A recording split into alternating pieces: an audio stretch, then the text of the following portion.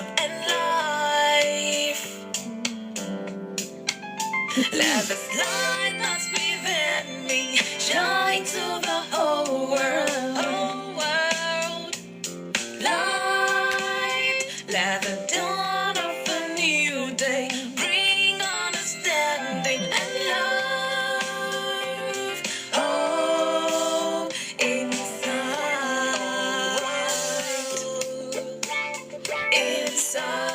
all around me, yeah. Inside,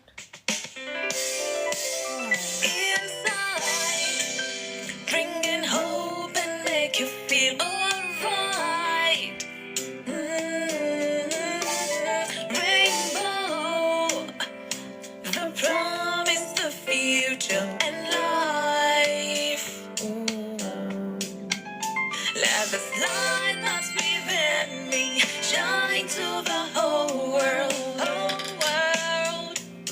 Light, let the dawn of a new day bring understanding and love. Oh, inside,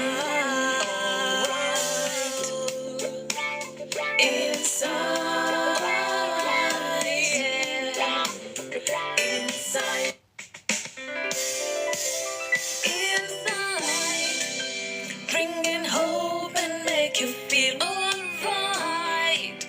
I see you, Ayo. Welcome. Rainbow, the promise, the future and life. Let the light that's within me shine to the whole world, whole world. Light, let the dawn of a new day bring understanding and love. Oh, inside, I hope we are good. Happy Thursday. inside, Yeah. inside, bringing hope and make you feel I alright. see you, Anthony. Hello, Cos. Ayonitemi. I hope you are good. Happy Thursday. King Drastic. Whoa, it's been a while. Christopher, I see you. Thanks Let for the joining. light that's within me shine to the whole world, whole world. Good evening, good day, happy Thursday, wherever you are. Dawn of a new day. Hey, Elder Ajayi-Daniels, I see you. I hope you are good. Oh, inside, Good evening, King Drastic. I hope your day has been good. inside, Been a little while. Yes, so Elder, what happened? We didn't see you on Monday. Everybody was asking after you. Apologies. I don't know whether I even left you a message. I'm not too sure. Thank you so much for the heart to me. Oh, you have cold. Oh, sorry. Maybe I should make you a cup of tea or something. I hope you feel better. I see you, cousin. I hope you're good. My dearest cousin. It's been a little while. I know, we have to catch up. Thank you for liking the live. Please help share this live to your friends. Let them be part of our talk today. Especially your married friends, your friends that are in relationships. I got a PS5 a few days ago. PS5. I want to believe it's a PS5. Okay. Thank you, Adebenga, for sharing the live. Thank you so much. Much appreciated. So I'm still waiting maybe a couple of minutes for others to join. It's a gaming console, yeah. Really? I hope you're not going to be spending hours on that. Talking from experience. Not that me, I play, but yeah. Thank you, Adebenga, for sharing the live. Have you started playing any matches? Have you started, or are you not sleeping now that you got another one? Yeah, maybe you have to put a timer on it or something. You already have. Okay. Good. Yes, I hope our day has been good. Our week so far, so good. I know this year is, in fact, like the day is moving so quickly, so fast. They say what you have to do, do quick. Otherwise, time waits for no one. Especially maybe those who have been procrastinating, they will do this, they will try and do that. Even me, I'm talking to myself. And you find out that the fifth month is about rounding up. Have you achieved as much that you thought you would when the year started? I mean, those are things we need to. Guess what? Okay, tell me what? King Drastic, I see you're in very engaging mode, which I appreciate. Yeah, tell me what? Tell me what? I'm excited. I want to hear. I hope it's something good. Yes, so time waits for no one. What you have to do, do quick, as they say. Plan. If you don't plan not to fail, you may. If you fail to plan, you will plan to fail. That's what they say, yeah. So let's be good planners and try. My babe finally said that she's not interested in a relationship. Really? Wow. That's not something you want to hear.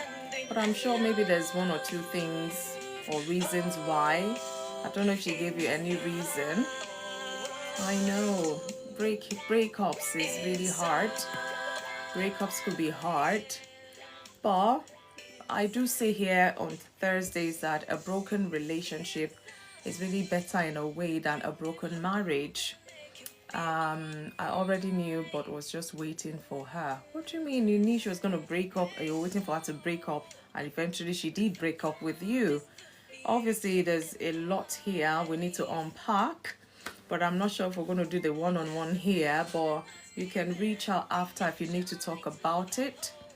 Like I always say to people, you can private DM me, and if you need to get some things off your chest, I will be available. I'll try as much as possible to be available to, help you with that. If you need to process that. So if you had it coming, so you're not surprised. Is that what you're saying, King Drastic? Is that what you're saying? You're not surprised she broke up with you, because it seems like you were expecting it. You were not official, but she had other priorities. We were not official, but she had other priorities. Now you're unpacking, and you need to unpack some more so that we can understand. You were not official, but she had other priorities. That's like two ends of the sticks being put together. And okay, maybe I will find you after, or you can find me after. And if you want to talk about it, like I said, feel free. Otherwise, I do understand. So it's just about 8 minutes past 8 here in the UK, here on Insight with FunmiRoyal. Good evening once again, everybody. Welcome to Thursday's discussion. Very interesting one. On Thursdays, we talk about marriage, relationship talks. And today we're looking at arguments in marriage. Arguments in marriage. You and I know that there's some subtle words that marriages go through that becomes a giant. And if not adequately dealt with, it can actually break up that marriage relationship, not just even boyfriend, girlfriend matter now. I'm talking about a relationship, because hence we won't be hearing something about irreconcilable differences and things like that. So relationships for me are just pointless. So I just came to say hi. Really? King Drastic is pointless?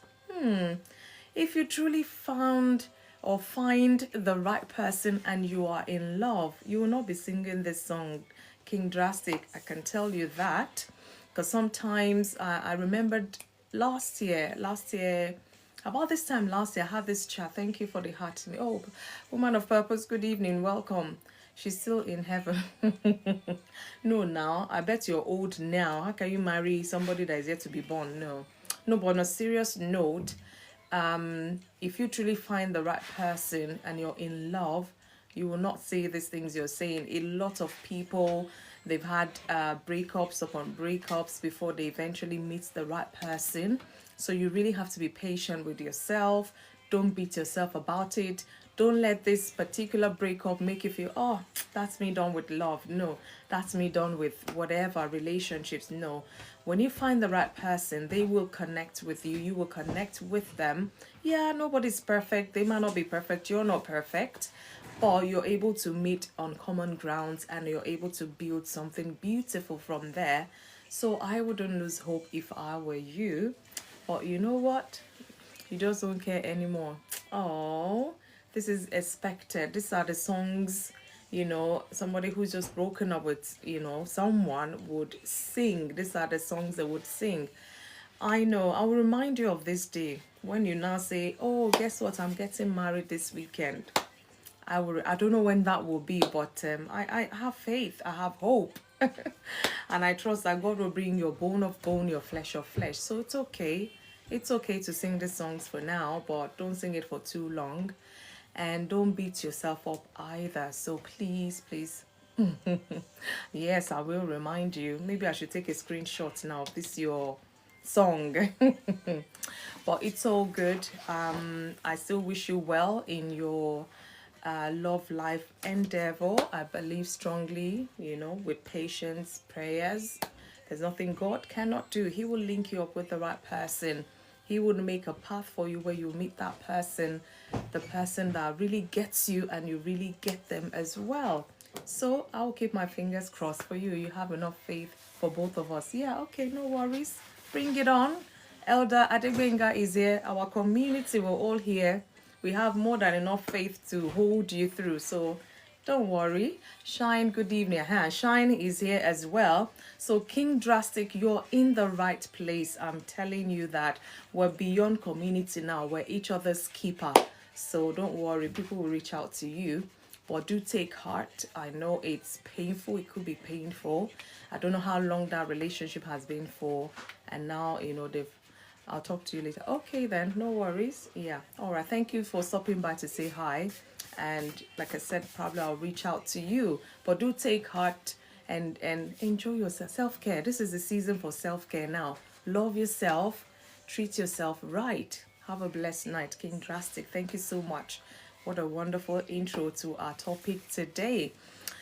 Once again, welcome to Insight with FunmiRoyal. If you're just joining, please help share this live to your friends.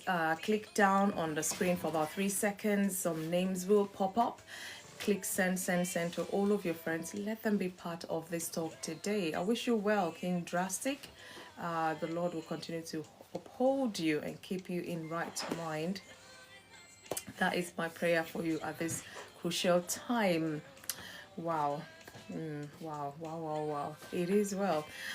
The wrong person, you're on the right live. If you're the wrong person, trust me, you're on the right live. You are welcome. Please help share, help tap so that others can find you. Where are you tapping, what's happening here, and be part of this talk today. Like I say, here on Thursdays we talk about marriage relationship talks, issues that sometimes husband and wife shy away from talking about, and this tend to bring conflicts, or it brings issues in their marriages, and sometimes really, if left for so long, can actually bring about a separation or even divorce. We don't want to hear that, but it does happen. You can hear of 1,000,001 cases where husbands and wife, they will bring a mediator to come and help them see reason, and they will argue, everybody bringing their points, everybody want to win the argument, and all at the end of the day they disagree to disagree, so to say, and there is no resolution whatsoever. And they might say, let's just be apart for now because I can't stand to be in the same room with you or whatever, and they will kind of separate. But the separation, nobody's trying to make amends, and before you know, they've been there for 6 months. Before you know, it's they're serving each other divorce paper or what have you. So this is not God's intention when he created the marriage institution. Of course, challenges will come, and I always boldly share here, I've been married for 26 odd years, and ups and downs, the beautiful moments, the not so beautiful moments, all of this is part of the marriage. Of course, I argue with my husband, he argues with me, we argue, and most times we'll try to eventually meet at a middle point we resolve things and move on, because there are other things to argue about, trust me. So don't die there, as my people would say. Evangelist Victor, I see you. Thanks for joining. I hope you are good. Please help share this live. Let's talk about this critical topic that actually can bring separation or divorce in a marriage. So before it gets there, let us sit now. As your brother, as your sister, let us be each other's keeper. Let us talk about these things and dare ourselves to tackle it the best way, so that we can keep enjoying our marriage relationships, so that we will not keep enduring, and one day, bam, that's it, I'm not doing it again. So we don't want to endure, even though we need endurance, but we really want to enjoy our marriage relationship. So I'm going to go into the talk proper, whilst I wait on you as well to share with your friends in a relationship, your friends in a marriage relationship. You know them. Just share this link to them. Let them be part of our crucial talk today. So we're looking at arguments in marriage, a breach or a barrier, however way you want to look at it. So marriage is a union of two unique individuals with different backgrounds, personalities. Okay, Shine, I see you. Okay, I'll see you soon then. I hope you won't miss too much of the talk, because it's good when people hear the talk and they listen, reflect, and know what angle they can actually bring in that I probably haven't touched on. But all the same, I'll see you soon. Please do come back. We'd love to have you on our discussion panel. So like I said, it's two unique individuals coming together with different backgrounds, personalities, sometimes even expectations. So it is inevitable that disagreements and arguments will surface. However, how couples handle these arguments often determines whether they serve as a breach or deeper understanding, or a barrier that weakens that relationship. Arguments, one would say, it's not healthy, or no, but everything has its place in a marriage, because otherwise we'll not be on the same page. Otherwise, there won't be need to compromise and all of that. So yeah, let's go deeper into this talk and let's look at it some more. So understanding argument in a marriage. Arguments in marriages are not always a sign of trouble, because that's where I'm driving at. So if you say, I've been married for 10 years, we've never argued. I'm sorry, but you people are still doing honeymoon. You're still treading on eggshells, so to say. So arguments in a marriage are not always a sign of trouble. Thank you so much, Adebenga, for the roses. So they can actually be a sign of growth. Yeah, have you ever looked at it that way? So when two people live together and make decisions as a team, differences in opinion are bound to arise. I've just said to you, if I start counting how many times I've argued with my husband or he's argued with me, I think I've lost count, and that's just the truth. But they may stem from different perspective in that relationship. In that relationship could be communication gaps, arguments because of that, arguments for financial decisions, arguments about parenting styles. Don't even get me started. When I was growing, my dad did this, my mom did that, and you want to do this. No, I don't want to bring my children up that way. But you say, no, did I not turn out okay? This is how I want to raise my children. You two want to raise your children. And then, parental styles can bring arguments. Household responsibilities can bring arguments. Who pays this bill? Who does that? Do we do this together, or you do that? Or, all those things can, household responsibilities can bring arguments sometimes. And again, let's not forget emotional needs and unmet expectations. Of course, when I have emotional needs and it's not being met, we will argue. Well, why are you not meeting my or unmet expectations? I mean, this is your spouse. We have a responsibility, a duty to one another, and if we're falling short, of course we will argue. This ain't what I signed up for. What is going on here? No, I don't know what's happening right now, but you get my gist anyway. So it's not the presence of conflict that determines the strength of a marriage, but the way the conflict is being managed by the husband and the wife. One man, one woman. Yes, thank you so much. Please help share so that others can come and hear this bitter truth. We're going to talk to one another this evening. So let's look at healthy versus unhealthy arguments. So this is, we going deeper into understanding arguments in marriage, because some people might just stop at arguments in marriage. Oh, but let's look at it deeply and critically so that we have a better understanding. Anytime argument arises, we will see argument from a different perspective altogether so that we can handle it very effectively. So healthy and unhealthy arguments. Healthy arguments, of course, will involve respectful communication. When you argue with your spouse, do you lose all respect? Do you drag them by the collar? Do you drag them by the hair and, though you're not hitting whatever, but you drag, you pull and things like that? Are you respectful in your communication with your spouse? That is healthy argument, when you are respectful in your communication to one another. And again, healthy arguments involve listening to understand, not retaliate. Okay, she's saying that, I know what I'm going to say to give her back. Before they even land, you bring your, please calm down. Be calming down like this, So, healthy arguments, simply means you listen to understand, not to retaliate, because otherwise that argument would have no end. Again, focus on the issue, not attacking the person. Because we tend to, I even tend to do that. My husband, I guess, tend to do that. Instead of focusing on the issue, we're not attacking the person that has brought the issue. Of course, there will be arguments, So when you focus on that issue, there will be less argument or no argument at all. Don't attack the person, but listen to what they want to say or what, they're bringing on board. And again, a healthy argument involves a willingness to find common grounds. So when you're not attacking the person, you're thinking, okay, you're listening. What is the solution? What is the common grounds that we can meet so that this argument will come to an end? So that is healthy argument. Those are the things that involve. There are so many others, but because of time, I'm just going to limit it to those points. So let's look at unhealthy arguments. Pretty much the opposite of what I've said. I will be back in 1 hour, hopefully. Oh my God, 1 whole hour. I think, okay, all right, no worries. It's fine. I hope you come back truly, because we missed you on Monday. But thank you so much. I appreciate that. Lovely community. I'm just happy when I see, us here. So, talking about unhealthy arguments, this cannot involve shouting or name calling. Must you shout? Must you name call? But at some point, even me, I had to shout because I felt I wasn't heard. So I had to raise my voice so that they will hear me. Oh, this is what I'm trying to say.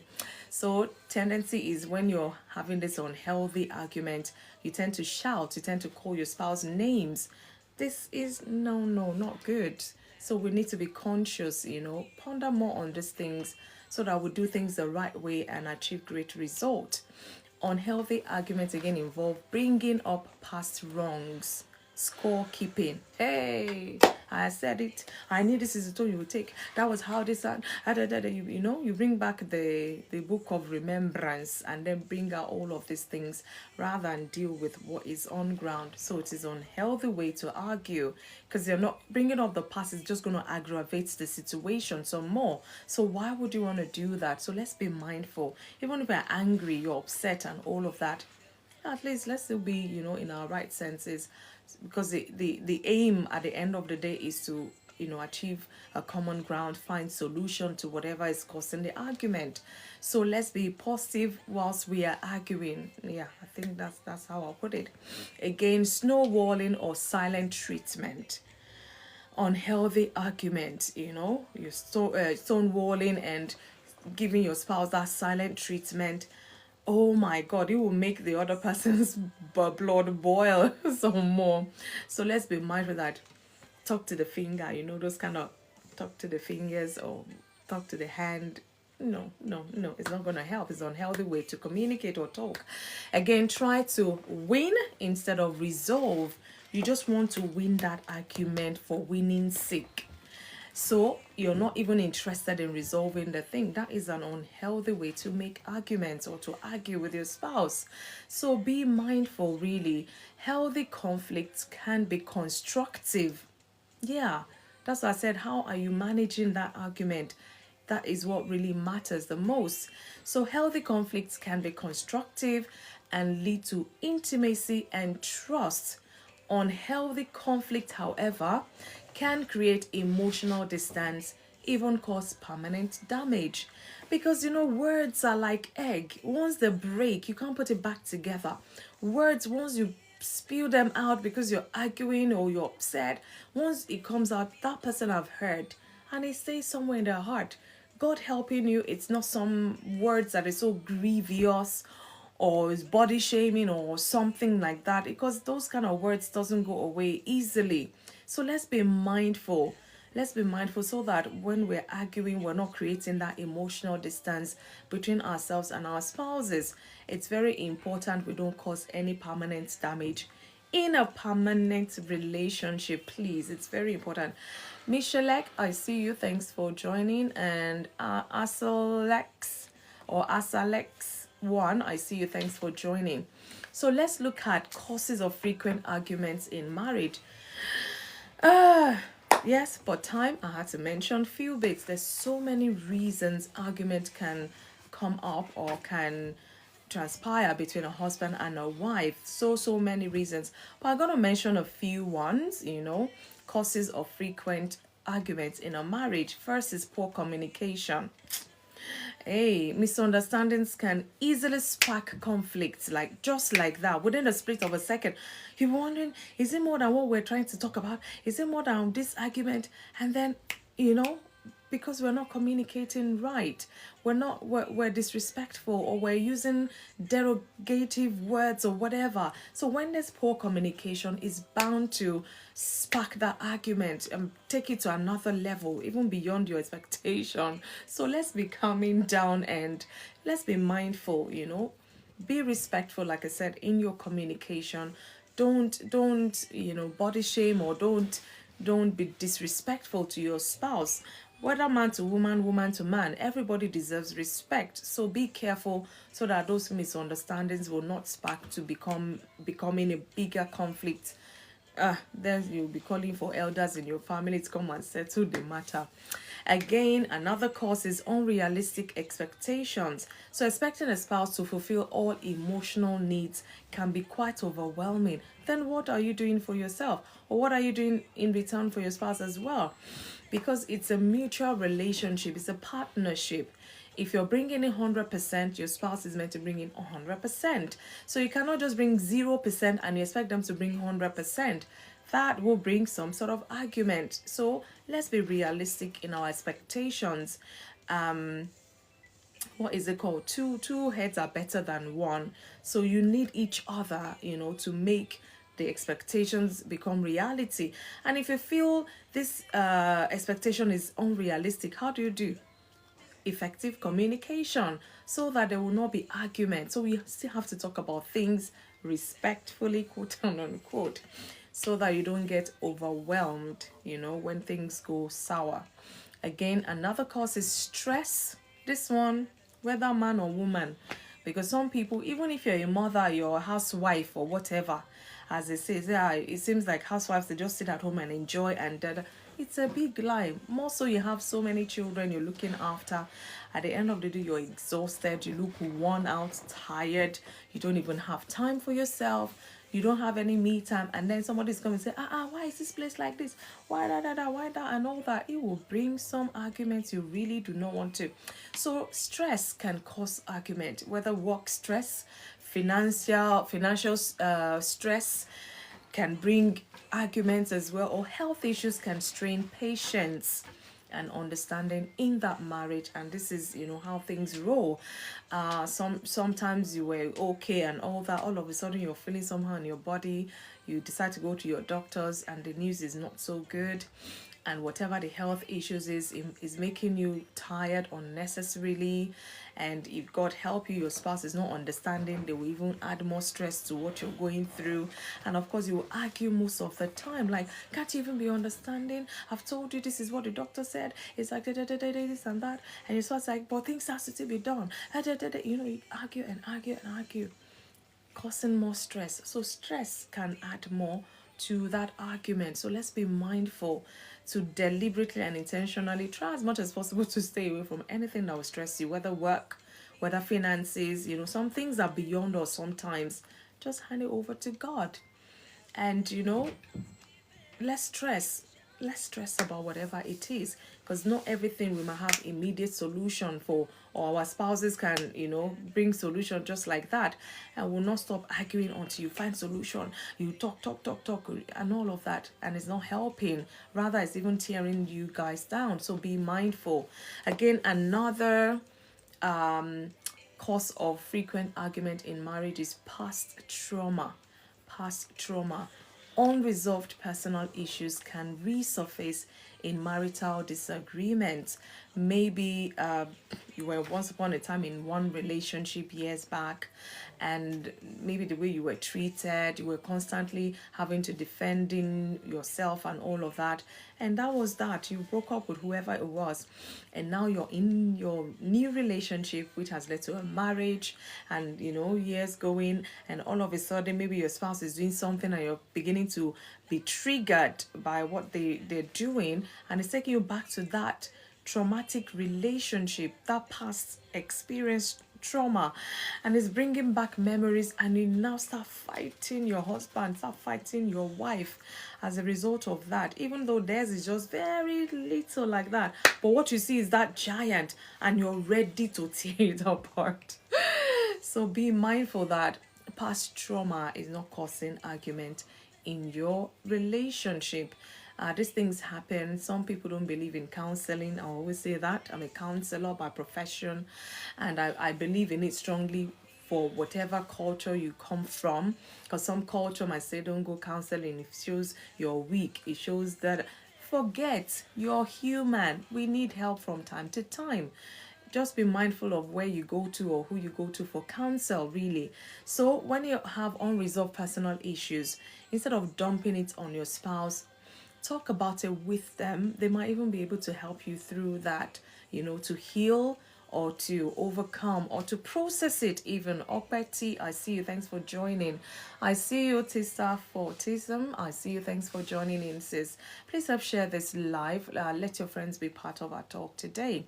So past trauma can bring about arguments, and we have to be careful. We have to tread carefully when that comes up, because a lot of triggers can bring arguments, stress, and all of that. So let's be mindful. So I'm moving gradually. Like I said, I will not be able to cover all aspects of this topic, but I try to do justice to it as much as possible. And after my talk, I'm going to bring us up to expand this some more, learn from one another some more, rub minds some more. Because like I said, if you've been in a relationship and you haven't had any sort of argument at all, you people are just playing. You're playing, as my people say. You're playing. So let's look at dangers of argument in marriage, because this is the nitty-gritty of the talk itself. The dangers of argument in marriage. While arguments are a natural part of any relationship, when they are frequent, when they are toxic or unresolved, they can have serious negative effects on any marriage. Whether it's a Christian home or non-Christian, whatever, it can have a very negative effect on that marriage relationship. So let's look at the key dangers, of arguments in marriage. The first I'm going to mention is emotional distance. Dangerous grounds you don't want to tread upon. Frequent unresolved arguments can cause spouses to withdraw emotionally. This one easily can be done because you feel irritated because they're always arguing, having one over you and all of that. You feel irritated, you're not connecting emotionally, and this can affect you. It will affect that marriage, obviously. So this can lead to a breakdown in communication, can lead to breakdown in the affection, breakdown in intimacy, making a couple feel more like strangers instead of partners. So be careful of that danger of emotional distance when you are arguing, Because truly, when you're arguing, emotions are high, very high, and everybody trying to make their points or trying to, bring their opinion up on board to be seen, to be heard, and to be accepted, and all of that. And it's like you just feel shut down all the time, and you're shutting down emotionally as well. So this can happen. This is one of the dangers of arguments in a marriage. Another danger is loss of trust and respect. Harsh words, blame, and repeated conflicts can erode that mutual trust and respect that any healthy marriage requires. So once lost, they are difficult, very difficult to rebuild. In the process of argument, you're using words. Maybe your spouse used to be known as whatever before. Now they've changed. Of course, they've changed. That's why you have come across them and you like this new person. But because they've been open to you to share their past, maybe their past failures, their past shortcomings, or what have you, now you're having this heated argument. Shut up. Isn't that how you once was? Oh my goodness. You don't want to go there. You will lose their trust. You will lose their respect. And it's very difficult to rebuild trust. Trust me, in any marriage once it's broken for whatever reason at all. So another danger is increased stress and anxiety. So constant tension in the home can cause stress, anxiety, even depression for both partners. So not just the women, because most times they talk women are emotional. Who says men don't have emotion? Please. So it can cause depression for both partners, even for the children if they are present in that relationship. So let's be mindful. Constantly looking for something that will stress your spouse, and now they're so anxious about everything. Even when they want to talk with you, they feel this. In no time, they will just, withdraw to that space. And if care is not taken, they may feel some sort of depression because they're not getting through to you. It's always constant argument. They dare not say one thing, you just want to argue and all of that. There is danger in that.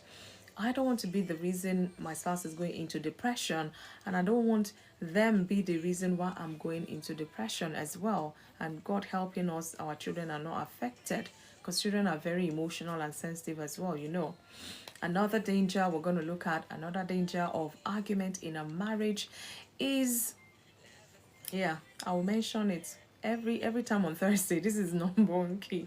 Poor communication patterns. Some of us, sometimes we have to go and learn how to talk. Go and watch YouTube videos. Learn how to talk to your spouse. Because it's not all the time you have to use words. Bad words, very, very derogatory words to anyway, let me not but you get my gist anyways. Poor communication pattern can be a danger. Unhealthy arguing often involves shouting, sarcasm. Somebody's telling you something important, you're just sarcasm everywhere. It's like okay. Stonewalling as well, or silent treatment. So over time, these behaviors become habitual, and it's preventing meaningful conversations and problem solving scenarios. So if you're the one that's always sarcastic about anything your spouse is saying, for crying out loud, they will get to a point where it will be their break point. They either do not even want to talk with you anymore, they will give you that silent treatment even though it's not their style, or they will shout. And you're wondering, since we got married, you've never shouted. Yeah, but you're aggravating this person. You're poking them. I'm poking them. One time, they might just retaliate. So if you don't want that to happen, please calm down. Find better means of communicating with your spouse. Like I said, watch YouTube videos, how to better communicate with my spouse or whatever. Sometimes some people, because of where we find ourselves, we forget our local dialect. Sometimes discussing your local dialect might actually erode that argument, from occurring. So whatever works really, but poor communication pattern will bring up arguments. Either you're not understanding one another, one person feeling the need to shout or something like that. So be mindful. Those are part of the dangers of argument in a marriage relationship. Again, negative impact on the children. That's another danger, because sometimes you just do it and you're not considerate, especially when you have some maybe teenagers, young adults, around you. The thing is, I always say this: we need to balance life for our children. Let them see you argue, let them see you make up. That is the way to balance that experience for the children. So children who witness constant parental conflict can become anxious, they can become fearful, or develop behavioral problems. I mean, I've had cases where you walk in a school, you hear some children will come and they just like that, everybody's working and writing and all, they're just sitting there sad. And then the teacher, just say, "Oh, how are you? Are you okay? Is everything all right?" And the child will just shake their head, and okay, you have to probe further just to be sure this child is okay. And I say, "Oh, mom and dad argued yesterday. They were just shouting. I didn't get enough sleep. Dad, this and that." Of course, they will have to have words with your parents. So, like I said, let's balance things, because these children are going to grow up, have their own relationships. They're going to argue with their spouses. But as I said, when they see you argue, let them see you make up. That way, you balance things, experience for them. Don't just leave them seeing you argue all the time, and they don't see you when you make up. That would not work, really. It will not balance things for them. And they also may also model these unhealthy patterns in their own future relationships. So let's be mindful what we're passing on to our children in terms of argument, in our marriage relationship. I see you, Leslie. Good evening. You're welcome. I hope you're good. Thank you for the heart to me. Another danger, because I have to mention as many as possible, because there's some that we sometimes overlook, but it's there and it's affecting, that marriage. Again, physical and mental health risks. Ongoing stress from marital discord can lead to physical issues such as high blood pressure, headaches. You're one that you never use Panadol ever in your life. You never use paracetamol ever. But it's like this argument. Oh my goodness, they're bringing this headache. You find yourself 3 times a day using paracetamol or whatever just to have cure the headache or whatever. Or sometimes sleep disorder because of constant argument. Emotionally, it can contribute to low self-esteem and even mental burnout. Too much of anything really is bad. Too much of anything is bad. Let's do things in moderation. Otherwise, too much of argument will bring about physical and mental health risk. And I mean, imagine you go to the doctors, you're feeling funny and all that. They say, high blood pressure. For the last 40 something years, they've never seen this on your medical record. What's happening in your life these days? And the doctor will even want to try. Hello, A13, good to see you. They want to try to know what's happening, what has changed in recent times for you. And then if you're not honest, well, God helping you, because they won't be able to help you. Sometimes your doctor might have to refer you to a counselor, a therapist, just to help you, because sometimes things like that do happen. When I get clients, it could be personal referrals or medical practitioner referrals or school referrals, all sorts really. People come from different sources of referral. So you're the one that you've never take Panadol for headaches. Now you're taking Panadol for headaches, and you now sit down, you ponder on it. You find out that this argument in this house is it.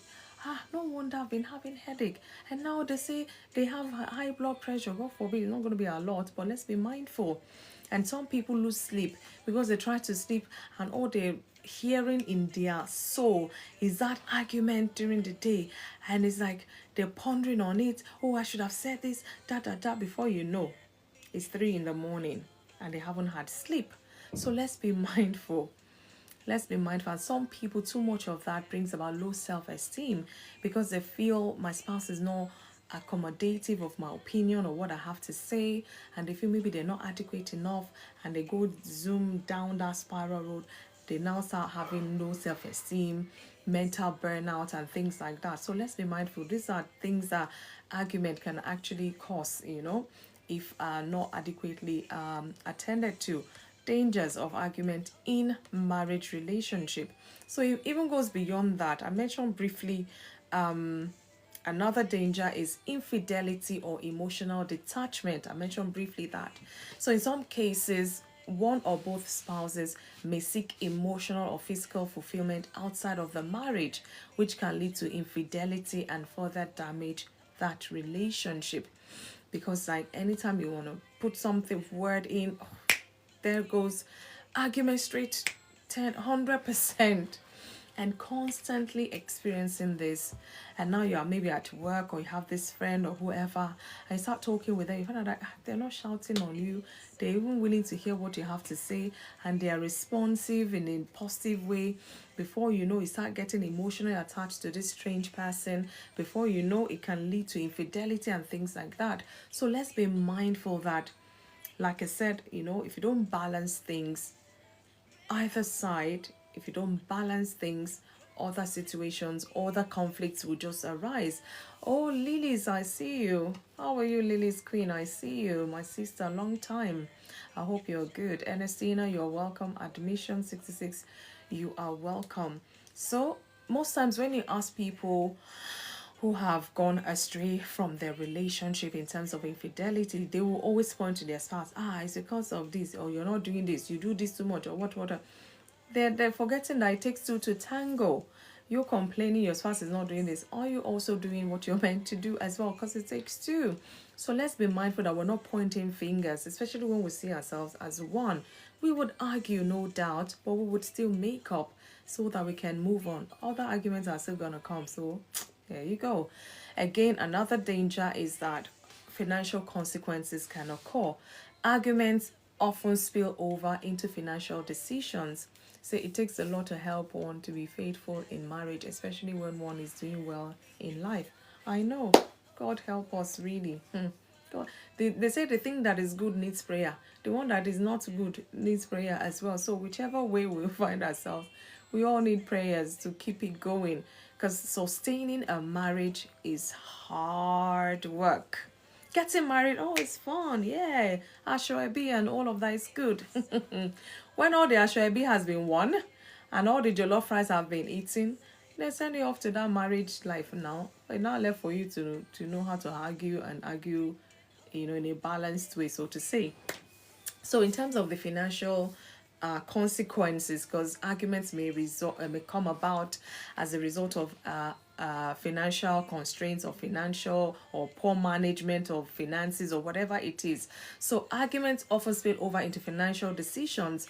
Poor communication and lack of cooperation can lead to poor budgeting, reckless spending, or financial separation. Yeah, some people have tried to do joint account. It never just work for whatever reason, and they're like, for peace to reign, so that we don't argue all the time, keep your account, I keep my account, and they come to that agreement so they don't constantly argue and explain and talk and all of that. Let everybody keep their accounts. Everybody is responsible for whatever. Make sure at the end of the month you saw that bill, I saw that bill, and life is smooth. Self-control is highly important in marriage. Tell me about it, Leslie. One of the key things any marriage will need. So again, another danger is cycle of bitterness. We have to be mindful of this. When arguments become frequent and unresolved, resentment is bound to build up. So we need to be careful. Bitterness can lead to contempt, which is a major predictor of divorce. Some people, they will take it. One day they just wake up and that bitterness now is on the higher level. They thought they were managing it well before. And before you know, it's like within a split second, they're like, no, I cannot spend the rest of my life with this person like this. I want a divorce. And you'll be like, we went to sleep yesterday. We woke up today. What has happened? But they just got to that break point abruptly. So before we get there, let us talk about things. Let us try to resolve things, as positively as possible. Again, risk of separation or divorce. Let us go there, because this is the reality. When you're talking about arguments in marriage, it may seem as just argument. Argument has led to divorce many, many times. I can't begin to tell us, at least the ones that I know. So, risk of separation or divorce if left unchecked. Constant arguing can destroy the foundation of love. It can destroy the foundation of patience and compromise that marriage needs. Eventually, it will lead to separation or divorce. That's where you're heading if constantly unchecked. So it's not easy depending on one's weakness. I'm telling you, it's okay. Let me be calming down. No, don't let me jump things. I'm just getting towards the end gradually.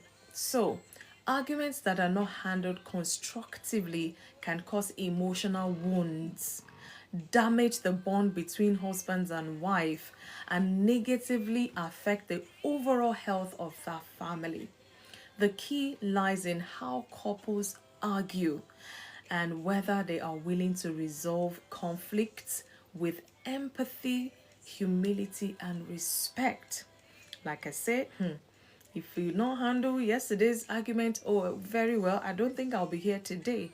And I'm not saying I'm perfect. I'm just telling you that arguments have come and gone, but we are still remaining in this relationship. And when I'm talking personally now, arguments.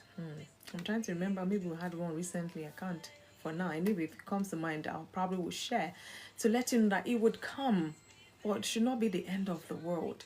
We still have to live life, okay? After today's argument, another one is still coming tomorrow. So when then after that, as they say. So let's look at tips to manage arguments effectively, because I will not leave us just hanging like that. But it's not left for us to pick one or two. Even me, I'm talking to myself as I'm talking, because when I'm talking, I'm thinking a lot in my head, and I'm like, oh wow, even that's I always love for self-reflection when we do this kinds of talk.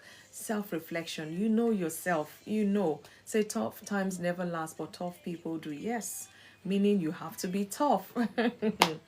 Otherwise, that argument, if it's tougher, that relationship may not last. So let's look at tips to manage arguments effectively. Not just manage it, but manage it effectively. And it may sound simple, but just try. Especially maybe lately, when they say that high blood pressure is gone up, it's because of arguments and all. Let's look at ways so that we can help each other live longer in that marriage, enjoy that marriage as well. God helping us. One is pause and breathe. I've been saying, for me, calm down, be calming down like this. Pause and breathe. Take a moment before reacting emotionally. Because sometimes when we're not intentionally in control of our emotions, and sometimes, it could be your reflex, you just react and all, with time, you find out that it's doing more damage than good. And then when you self-reflect, you tell yourself that, come what may, this person will never get the better part of me in that reaction. So take a moment, pause and breathe. You know that the moment they stop talking, if you were to open your mouth and talk, hey, fire will come out. Just pause and breathe. Pause and breathe. Like, okay, if I say this way, I know it's going to cause chaos. How best can I say this? Because you're talking to yourself, you're reflecting now. You want to change your ways. That's why you're pausing. Even your spouse looking at you, doing all that drama in your head and, body language and all, they will wonder what's happening here. So when next they want to argue, they better be ready for your drama as well. So pause and breathe. Take a moment before reacting emotionally. When argument occurs, argument, it is what it is. It would occur, but how you manage it, how you handle it will determine the outcome for you and your spouse. Again, another tip to manage it is use I statements. Let's see, woman of ours said some people leave arguing. Like you said, we should pick our battles. Not everything requires response. I'm telling you, if we learn to know that I'm born again, no. Otherwise, if I respond to you right now, hailstones will fall from heaven. Oh my goodness, I'm laughing. Yeah, let's remain that born again that we are. Let's remain changed, so to say. So another tip is use I statement. Say, I feel hurt when, or whatever it is, so that it doesn't cause argument. Instead of you always saying, you always. It is you that is feeling the feel, Abby. Use I feel hurt. when you said this. I feel hurt when you talk over me. I feel hurt when this and this. You always talk over me. You always that. It will spark some more argument. So let's be mindful. These are tips to argue effectively. That's why I said we cannot cut argument off completely. No, I'll be lying to you guys. It's gonna come, but how we handle it is what really matters.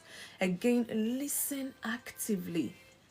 Really, really, really hear your partner. Hear them out without preparing a defense. Like, okay, what are they saying? You've put up the wall already, ready like that to fight. No, they're not your enemy now. And there is no perfect person. So sometimes the spouse might see something wrong in you and they want to tell you. Even if they use all the kindest words, you still want to sit down well with you. But does that mean it's a lie? Of course not. At some point, you two have to be reasonable with yourself that this thing they're constantly talking about, check yourself. Check to see that you're free of that thing and then you have a right to talk. But if you know that you know, please calm down. Think about it. I mean, if that thing was not a problem or a thing, they wouldn't be talking about it and arguing with you all the time and all of that. So let's be reasonable in our thinking. Let's be objective once in a while.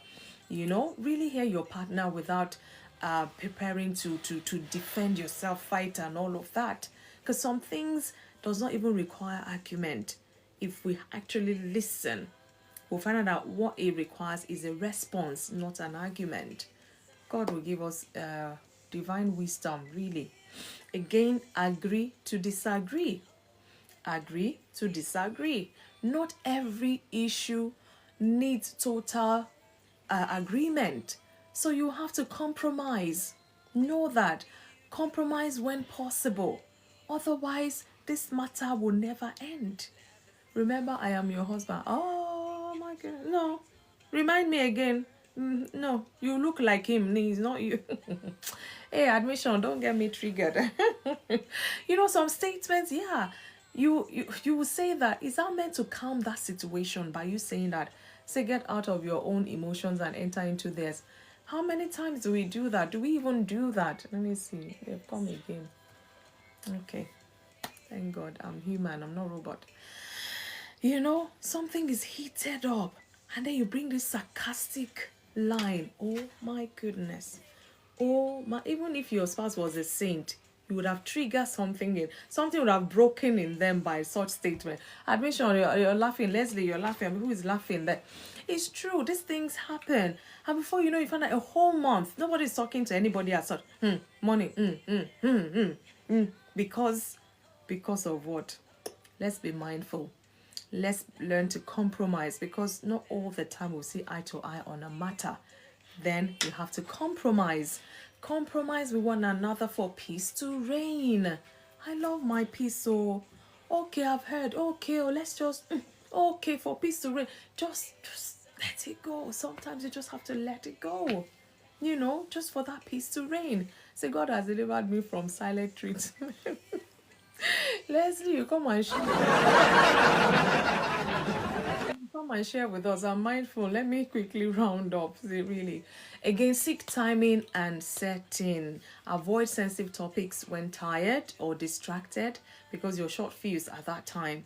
Anything that like this, when you're tired, you will just lash out or you shout, and arguments will start. So be mindful. Know that my husband is in a good mood, or maybe it's time to talk about this thing now, and this is in a good mood, he would hear and all. Not that when they're stressed, they're like worried or and now you want to add more. That's the time you now choose to come and talk about that thing. Even you're looking for trouble. So know your spouse, know the time, be sensitive to their feelings as well. Know the time, know the setting to bring about talks or whatever it is. Be careful, so that just show that you're empathetic. You understand their stress already. It could be work stress, and say, that's work stress, put work at work, this is our family now, and it's time to talk about this. And I say, now give them a moment. Again, apologize and forgive is very crucial. Don't let pride prolong unnecessary conflict, unnecessary argument. Don't let pride because I'm the man. I'm the man. Oh, they say women are weaker emotional. It's not even this. You should let me have a. No, apologize when you have done wrong, and forgive so that you can move on. Hey, like I said, tomorrow's argument is still coming.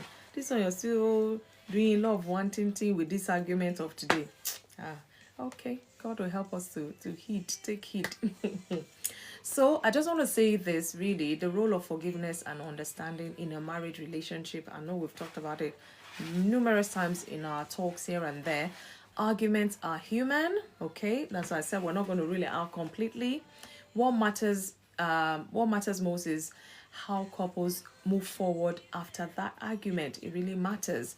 Forgiveness is not weakness, because some people will see forgiveness as a weakness. If I forgive them now, they'll take me for granted. But rather, it's a source of strength. It is strength when you learn to forgive, and it allows healing to take place. It keeps bitterness away from your heart, and of course, it kind of restores peace. Try it now. I don't know whoever's out there listening. You said to your spouse, I can never forgive you for this, that, and yet you're sleeping on the same bed. You cook for them, they eat. They buy gifts for you, you take. But can never forgive you. Just forgive and forget. You find out that healing will start taking place. That bitterness gradually will go away. And of course, your peace will be restored. Try it. And if it doesn't work, come back. Let's talk more about it. My Bible says in Ephesians 4:26, it says, do not let the sun go down while you are still angry. I mean, just to let you know God's intention about when we upset one another or when we go into that argument that brings strife, brings all of those negativity. Just to let you know that just forgive as quickly as possible. Sometimes some spouses will do some grievous things that will actually mentally break their spouses. And I know this, don't think I'm just being insensitive by saying that, no. But in the long run, it depends on how of what esteem you hold your marriage. If you know you're in it till death and all of that, be ready to forgive and be ready to heal as well. Be ready to let go of the wrongdoings, whether grievous, whether little, whether small, or whatever it is. I know it is hard, and this thing sometimes will take time, depending on whatever it is your spouse have done. It may take a while for you to get back, but please do get back. That is the whole essence of me saying that. It's hard. It could be very, very hard, and if you feel it's going on for too long and you're still not in that space, seek counsel.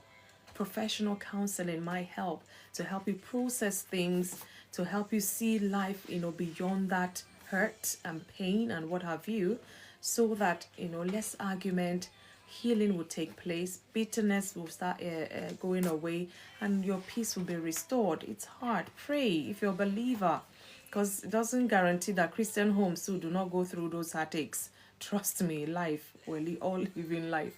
So do not let the sun go down while you are angry. Just to let you know that don't even sleep on it. Sometimes we do sleep on it. In fact, we have videos. We have videos on the matter, but you and I know that at the end of the day, we love our spouse. They've just done something we do not love, but we have to find a way to move on. So this encourages quick resolution and emphasizes peace over prolonged conflict. I want peace, so I don't want any prolonged conflict. In fact, I don't want conflict at all. So when to seek help? Like I said, you may just have to seek help then. Sometimes argument are signs of deeper issues beyond what we see or what we feel at that time. Is beyond that emotional disconnect. It's even beyond that infidelity or the abuse. So in such cases, professional counseling or pastoral support is strongly advised. But be mindful that you go to the right channel, or you go through the right channel to the right person that would help you. Because sometimes I've had cases where some say they've gone to counseling, they've come out worse. I remember that I had a Caucasian client some time ago, and he said, after much said, I said, okay, has your wife ever tried counseling? Because he was the one seeking counsel. And he said, yes, my wife tried maybe the year before, and they went for 2 sessions. But each time they came back, they were very angry. They were very angry and angry at them, So he didn't feel it worked for her, so she stopped going, and that was it. She didn't even want to talk about it. She did. So I'm like, how could somebody go to counseling and come back even worse than they were? So you have to be mindful. As I say, we are all humans. It is unavoidable to stumble on each other's feelings. Of course, it is. Nobody's perfect, you know. We're all trying. God helping us really, so that we can have a better relationship life in our marriages. So be careful when you seek help. Seeking help is not a failure. Know that it's a step toward healing. Because sometimes you might want to talk through with your spouse, but because they're the one that have hurt you, you know, you have conflicted emotions. You're not even wanting to sit in that space and all of that. So seek help so that they can help you process, and you can dump all that bitterness you're feeling in that session, you know, and go back home more refreshed and see your partner the way you used to see them, or even better, who knows. But help is available. Don't look at it as a weak thing to do, and you're not a failure either if you seek help. So don't let all those negativity and those myths in the world out there about counseling bring fear and all of that. No, seek help, please. It's very important. At least I'm sure you want to enjoy your marriage. So in my conclusion today, arguments in marriage are normal, but how they are handled can make or break a relationship. So when approached with love, humility, and a desire to grow, disagreements can strengthen that marital bond. Remember, you are not opponents in a wrestling bout, in a boxing bout, or whatever. You are partners on the same team. Team members root for each other. Team members support each other. Even when that team member is losing, you're there to say, come on, I've got your back. You can do this. Let's go. So at all times, you're never opposite of one another. You're in that team together. If that is your belief, I believe you're in the right place tonight. So that is where I'm going to draw the line for my talk today. However, I have two questions to ask us today regarding this topic. You can either start with the questions, or, you know, some of us have been listening. You have one or two points that I have probably haven't mentioned, or that I've mentioned you want to buttress on. So you can start anywhere. I just want it to be as open as possible. So my first question today after this talk is, can arguments in marriage actually bring a couple closer? Can arguments in marriage actually bring a couple close together? Why? Why not? Let's see. And again, the second question is, I was thinking about this. Do men and women argue differently in marriage? Do men and women argue differently in marriage? So that is my questions for today. Thank you guys for listening as usual. Thank you, Abe. Oh my God. Thank you. Understanding and love. Oh,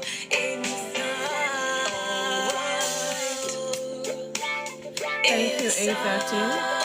Gracias.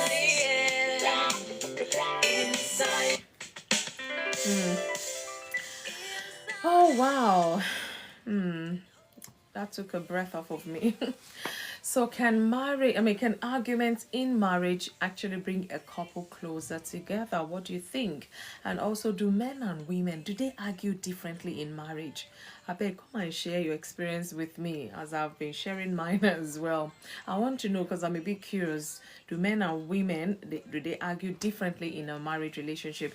Guys, send an invite. Let's come into the box, discuss this some more, because we don't want to get to that point of separation because of too much arguments in our marriages.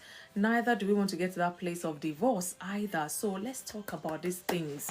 Let's talk about it and stop suffering in silence. Let's find ways out. Let's find ways to figure things out. If you're a wife out there, you need to send this live to your husband, please do. If you're a husband, you need to send it to your wife, please do. Here we talk real, we bring insight so that we can enjoy life in our marriages. We can make changes. I mean, God will help us. I don't know what else to say. So you guys, please come on, bail me out. Let's see who's there. Let's talk some more, because it's very crucial. It's very crucial that we don't allow arguments to break our homes up, or to affect our children or affect, our enjoyment of this marriage. I beg now, please. Oh, goodness. Good evening. Good evening as you're joining us in this box. Good evening. Please send an invite. If I still have space, I will bring you up so that you can share with us today regarding this topic, arguments in marriage. Can arguments in marriage actually bring a couple closer together? Why? Why not? And do men and women argue differently in marriage? What is your take about this? So I'm going to be starting off. Is whoever is in the box, but if you're not ready, just let me know so we can move on because of time. I want us to use this time very, very effectively. Woman of Purpose, I think I've sent you an invite so that you can help out again today. You know me. Otherwise, me, I'll talk. Admissions, good evening. Happy Thursday. I hope you are good. Can you talk at the moment? No, no, take me. I'll come in later. Okay, I'll all right. come in. Thank you. Thank you for joining in. A13, good evening. How do you say good evening now? Yeah, I'll find it and say to you. Oh, God, Leslie, good evening. You're back. I hope Elder Adegbenga will come back too because he said to give him a bit of time. Good evening. And Shine as well. I'm waiting on you as well. Thank I you. was looking forward to hearing from Elder Bengal. I was looking forward to hearing him speak today. Yeah. He's coming back. He promised. How are you? How's your day been? Oh, today has been very busy. There's been a lot. School run, work, All just a of lot you. of things happening. Just a Midterm, lot. So midterm coming up again. that's why. That's why. So everybody's trying to get everything done I know. before the midterm kicks off. I can't wait. I need to mark. Tomorrow's another very busy day. I know it's been busy, yeah. Well, thank God tomorrow is Friday. That's why I'm always happy on Thursday. One more day. Friday is my busiest day. Actually, saying that, I've had to move meetings around because tomorrow I have a wedding tomorrow actually. So after work, you can imagine. Wow. Only God knows what time I'll be back. And then on Saturday, I have another engagement. And I have this live I'm producing as well. I think I'll just send invite to you as well. So it's a busy weekend. Maybe I can. It's a busy weekend. That's the funny thing. It's a busy weekend. And I meant, anyway, we'll see. We God thank God. is our strength. Let's not get overwhelmed, okay? We'll enjoy it. I've learned not to get overwhelmed. That I've learned to do that one day at a time. I don't care how big this. I like you take it one at a time. And eventually, it's just yes. So, but I've also learned to enjoy the process as well too. Yeah, it's I've very learned to enjoy it. we do. Yeah. So okay, maybe woman of purpose, I'm gonna hand over to you so that I can still gather my breath. Argument in marriage. If you're ready. Yeah, Leslie, you can open the floor, please. If you have not argued in marriage, I don't know if you are married though. That's the first Have you one. not heard someone Baptism say by for fire. 10 years we never argued? Respect them. More respect. I think they're lying. I beg you. If you have not argued in marriage, I don't know if you are married. No. Look, again, it's about conflict and resolution. I know you have There's to no do. I argument think then there is domination going on there or control. yeah, suppression or Something is avoidance. yeah. Avoidance. Some people can be Yeah. avoidance. I know people who are very good at avoiding conflict. They are so the idea of peace is that they avoid and they try and control the situation to the point where they Such a person mitigate should all not come and boast that they've never argued before. yeah. No, they have But we know how that plays out because eventually whatever that situation is going to spill out. It will come out. It will honest. and it's on a healthy behavior as well when you suppress and hide and avoid situation. It gives the image or the look Impression. that everything is fine, but it is not. It's just simmering under a cloaked or a veiled Such marriages crashes without notice. yeah, Oh it's yeah, tough. tell me about it. Then you will not hear. You will not hear that. You just these people. You just hear it just ends one day because they just can't take it. A lot of people can play that game, and it depends on the personality as well. What kind of personality the people are. But I noticed that people who do that are people who avoid. But in terms of argument in marriage, I think arguments reveal it reveals where we're coming from, and it reveals things we like or don't or dislike. It begins to reveal things about us. Yeah. I think that's one thing about the key thing is knowing how to argue properly and not make it become not to weaponize it. In marriage, people can weaponize anything. From they can weaponize their strengths, so they use their strengths in such a way that they let everybody know it's because of me, this, that, and the other, which is not right. You're on the same team. You're working together to achieve certain things.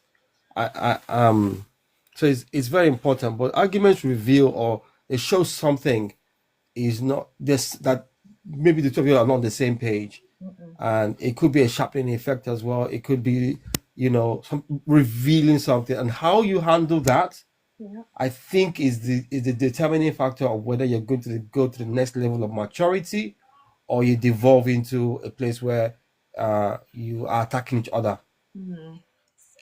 I think that's the key thing. It's what you do with that information. It's where you go with that.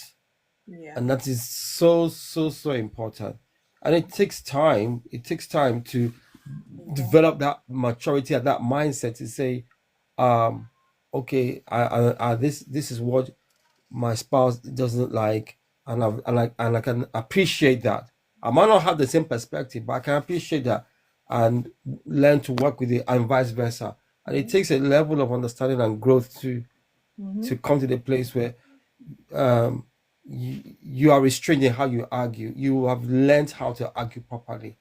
Now, in the beginning, whatever your personality are, I remember when we were doing a marriage course, they said that in a relationship between men and women, getting that other point about the women and men argue differently. That's personality. They said you're either a rhino or a hedgehog. So the rhinos are the ones that will charge. At the slightest thing, they just charge. They express themselves immediately. Whereas the Either be the hedgehog, man or the woman, yeah? it could be either. And I remember when they asked everybody, and the relationship coordinator, he was saying that oftentimes in a hall it's 50-50. Is 50-50, slightly 50-45, 55-45. So he asked those who are rhinos should put their hand up, practically almost half the hall. And those are hedgehog. And he said neither are better. So don't think there's one of them. So the hedgehog are the ones where if there's an argument, they just curl up and roll away. They just don't say anything. They just keep everything quiet, and they just shut down, and they're not gonna talk. So the rhino is just angry that you're not even talking, and the hedgehog is like, if you stop talking, I might say something. So it's learning to recognize that there will be the rhino and there will be hedgehog, and it's gender free. So either gender would have that personality in terms of how they handle an argument. But at some point, I think as in a relationship, as you get better at, and I think a good thing in argument is if you can learn, you can have what we call rules of engagement. So one thing my wife and I we did later on in our marriage, and this is probably good. So this must have been about maybe 2010, 2011, maybe 2010, I think. We got to a place where we agreed that if we're arguing, number one, is the issue we're talking about. Nobody's bringing this one, you did this, you did. No. We are going to discuss that situation. And number two, we will set a time. So we would both take a time out, and then we'll set a time where we can talk. And oftentimes it will be when the children are in bed or when they're at school. We'll set a time, And have we kept at it? I can say we practiced it, as we've gotten better at it. I think in the early days, but we've gotten really good at it. I mean, we had an argument last week, and it was done in an hour. we actually we're actually having a laugh at each other. Why did Times argument. yeah, we're like, you didn't extend it beyond what happened. But we basically what we did was we kept it to the situation, and we recognize that this situation, one of us didn't like. I can't remember what it was. I know it was to do with the children's thing, and we kept it at it. And yeah, we discussed that situation, Okay. and we said, look, and then we came to okay, how do we resolve this matter?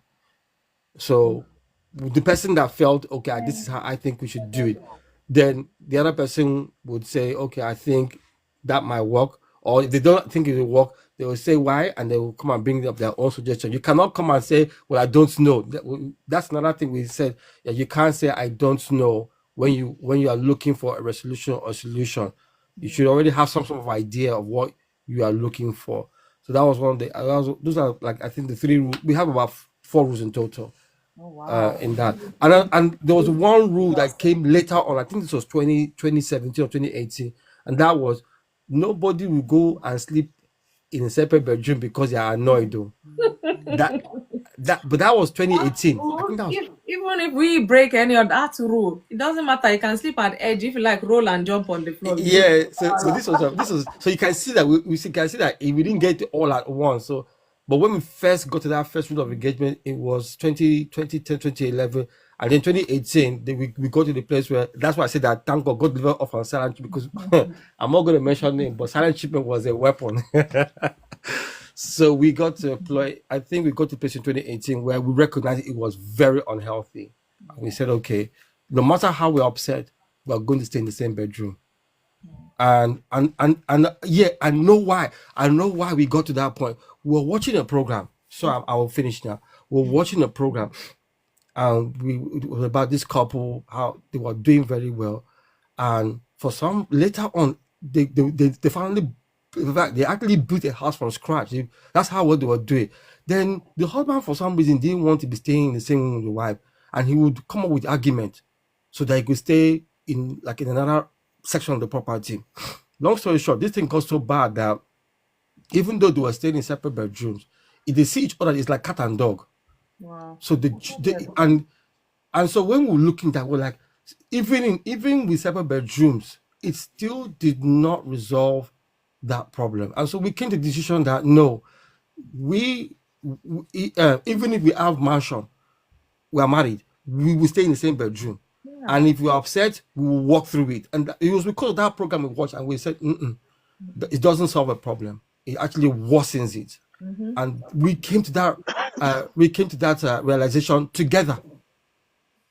And we said, no matter how big or small, we will stay in the same bedroom. And that was one of the, I think the last one we came to an agreement that we would never stay in the sleep in separate bedroom, or sleep in one would also sleep in another place, and I thank God it has been that way. It's not been easy, but it's gotten so much better because of that agreement we came to, and I'm glad we watched that program to see that happen. So I'll leave it there. Thank you. Before you leave it there, Leslie, so do men and women argue differently in marriage? Yes.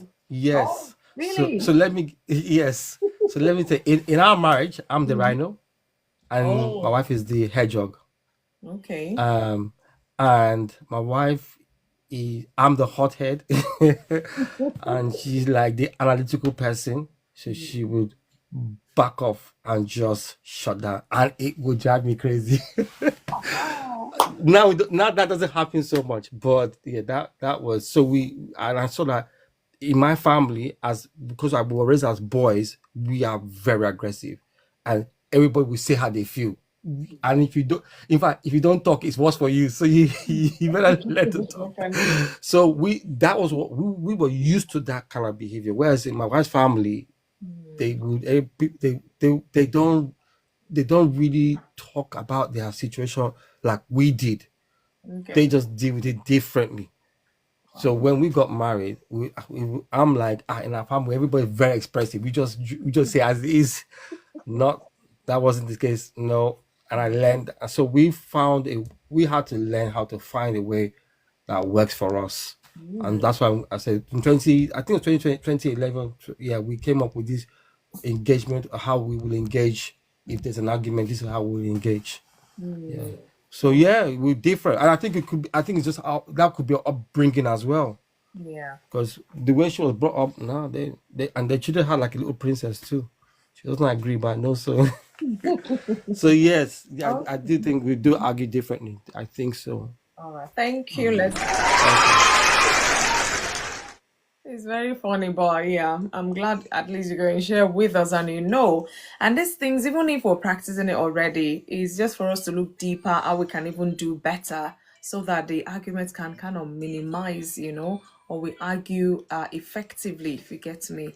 Mix that negativity with the positivity so everything can be neutral or balanced. Thank you so much for sharing. Yeah. Admission, are you ready? Yeah, I'm ready. I was just gonna say, yeah, well said, well taught, and everything, well presented. I'm Thank just you. gonna add to what my brother just said now. Okay. I found out that there's a way you can go about this argument thing. There's a way you can kind of channel it, and it moves from argument to just discussions. Because somewhere along the line, if care is not taken, argument will make it so intense. Sometimes it comes with argument, but somewhere along the line, if the other party is able to kind of mellow it down, use a very good tone, very good voice, select your language very, very well. And Yes. before you know it, that argument that was coming now turns to a discussion, and you come out of it without hurting each other's feelings. I practice that, and I know it works. Just like he said, I'm the hedgehog, the other party is the whatever. Oh, wow. And then I knew that somewhere along the line, We're anytime using we your go to analogy now, Leslie. Everybody yeah, will. and somewhere along the line, I found out that anytime we go into this argument, I get bruised. So, so it's up to me to now say, how do I go about it? So somewhere along the line, tactfully, intentionally, I turn it to a discussion, Okay. and I see everything leveling up. I practice it and it works. Yeah. But if you go in with an argument, it becomes something else. And I've also discovered this that somewhere along the line, argument and anger, I think they are kind of intertwined. Yes, it There's a is. very tiny line there. And Arguments will that, do you bring know? anger, or anger will bring arguments. And do Either you know way. that's where our adversaries stay? That's where the devil Oh, of stays. course. Have you seen two people arguing? Look at their faces and you see that they don't even look anymore human. From the moment they move from that anger and he's able to slot in a little bit argument and he's able to slot in a little bit of anger, he will lash on it and you see this people. You're even fidgeting, you're not making sense anymore. You Yeah. want to show your strength and all that kind of nonsense coming. So there is a way you can do it. If you practice somewhere along the line, it will work. And in the end, you'll be able to understand each other much, much, much better than you took off from. Yeah. And there was another point I picked up. I'm leaving that to quickly go to another one so that others too can come in. It's all right. It's all right. You did say something about seeing a counselor. It doesn't make you weak. No, people should try it where they can. Because I find out somewhere along the line, you're much, much more freer with a counselor who does not know where you come from, doesn't know Anything your about background. you. You say it all to them. Whereas if you go to a third party, someone who's related to you, a friend's friend, or even They in the might be church, biased. even Yeah. from the church, they might be biased. Yeah. They might use some of this thing against you. You just said in your earlier when somebody will say, "Oh, remember the last time?" Wow, what you told them as a secret will be let out.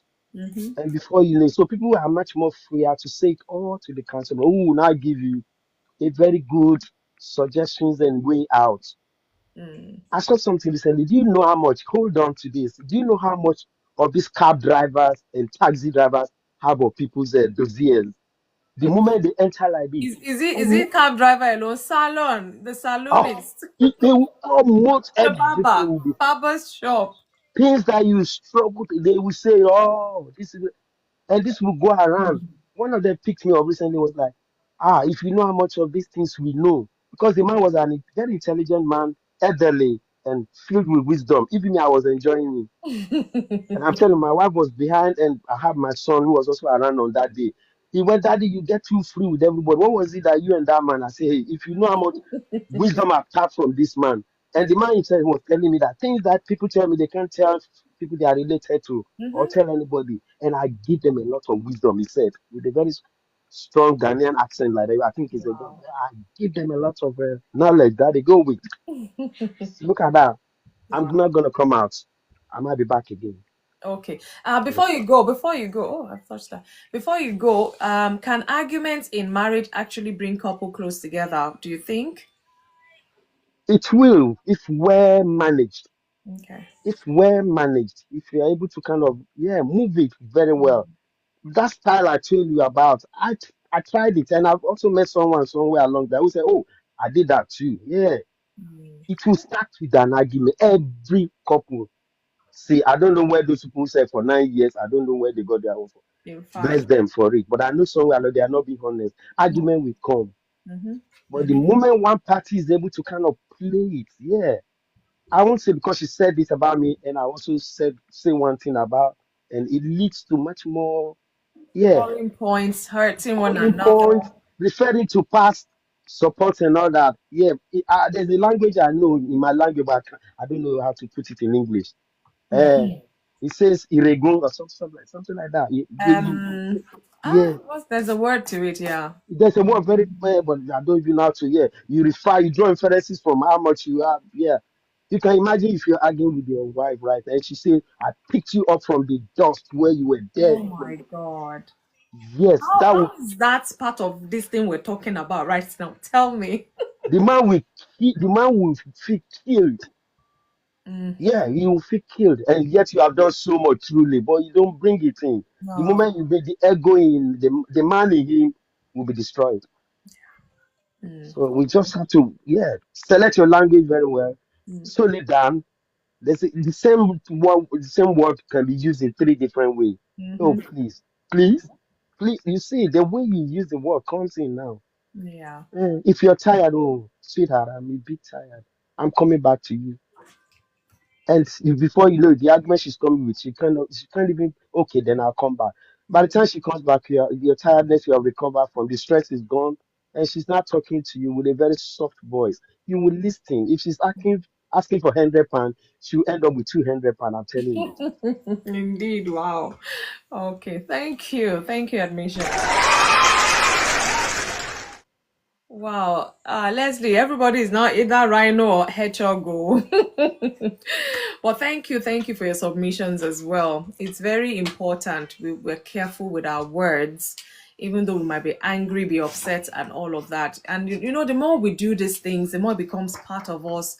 That even when something is boiling, you really want to let it out. You be careful to bring it out as subtly as possible, only when we're intentional though. So thank you. Woman of purpose, I don't know if you can talk where you are. uh Hey, Hi, how are sorry. you? I had to go and get my delivery. Oh, okay. I had forgotten about it. The doorbell was ringing. I was like, oh, Oh, okay. I think you got it. Yeah, yes. good evening. How's your day? Busy, busy, busy. I'm tired, man. Everybody's using that I'm phrase, telling you. busy, busy. Ah, Me this too. week is just Well, been busy and fast. even this month, I can't believe the month is gone. I Yeah, know. but it's What all can we good. do? Yeah. Yes. So this is our Well, talk for today. I don't know which perspective you want to come on. And well, I mean, I think in, interesting and important things have already been said, and I love the analogy about the rhino and the echo because actually, although they tend to say that men are more, logical in arguments, and women tend to be more emotional. In my experience, is not always that way because I think I'm more logical person, and the other person is more well, emotional sometimes person. you have that switch, and it's Yeah, rare, but it happens. yeah. So I just think it's more like a personality thing. But I always think that most times you have one of each. I mean, can you imagine if there's two hotheads together? I mean, that house would be on fire. Sometimes it does. Sometimes it does. It's in the moment of argument, you know that both of them are rhinos. But and then it's the floor that's gonna suffer, Oh not my not goodness, not I know. anybody So else. when two elephants are fighting, it's the grass that Ah, will suffer. that's it. That's it. Yeah, I mean, definitely. So I think that so I think yeah, it's not really about men and women. I just think it's just personality and how people are brought up. Like Leslie mentioned, sometimes how you're brought up. For me, my experience is that I see a lot of. I think I'm raised surrounded by a lot of hotheads people, so I tend to be very more quiet, and I don't pick. arguments. I'm more laid back because I've learned that it's not everything that you need to like kind of, make an issue, and you have to sometimes just see things and just close your eyes. Some things are just, yeah, they're issues, but they're not that big of an issue that's worth you arguing about it, especially if you know the person that you are with. Sometimes people argue about people leaving clothes here, socks here. How many, you can't be speaking to your partner and telling them, how can you leave your clothes? Like a child, even a child will Thank not be you. spoken to like that. You know, how many Oh, times have I told you to, do this? You can't do that. You can't do that. But certain things you have to get to a point where you have to just be like, I've seen it, but I'll allow and pick your battles. Like you've mentioned already. When the person is in a more maybe a relaxed mood. yeah. After you've treat them to a foot massage or you've rubbed their ego a bit more and they're relaxed, then you can say, oh, I would appreciate, if, sometimes you could just help me with so and so. And then there'll be more the words and the tone that even you're relaxed. So it's not going to come off as you're being, you're arguing. There's not going to be like that emotional intensity behind it that's going to trigger the person to be defensive. Because I think that's the thing with argument. It's very negative because it triggers emotions and people then automatically want to jump to defend. But I always say to myself that Listen. if somebody's bringing up something is disturbing them, argument is simply someone is just trying to bring out an issue, that something they don't like, a perspective, different perspective. So I don't need to fight with you. Let me try and understand, and if there's something I can do to help, I'm willing. But not everybody is built that way. Some people, like, they're just raised to always just jump at every criticism. What do you mean? It's making yes. But you don't know they've been putting up with this thing, but now they can't take it anymore. Before it escalates to something else, let me just tell you, do you know what? This thing, I don't like it. And they'll be like, what do you mean? Well, calm down. I do not like it. Or I've grown out of it. I mean, it's not a crime to grow out. And I'm telling you now so that you know, so that I would move on to something else or something. But it's like, what do you mean? I put the effort. Yeah, but then you What see, in is those things, it's not really resolving. It's more putting like flame. You're adding petrol to the fire. Yeah. And what we want to do, like somebody said, about quenching it. Yes, it's like more like you said, admission is about turning the argument, turning the flames down, and bringing it down to a simmer. We're having a discussion. I'm not fighting you. Exactly. And just because I disagree with you does not mean I don't love you. Doesn't mean I don't appreciate you. God, I am just what's love got to do?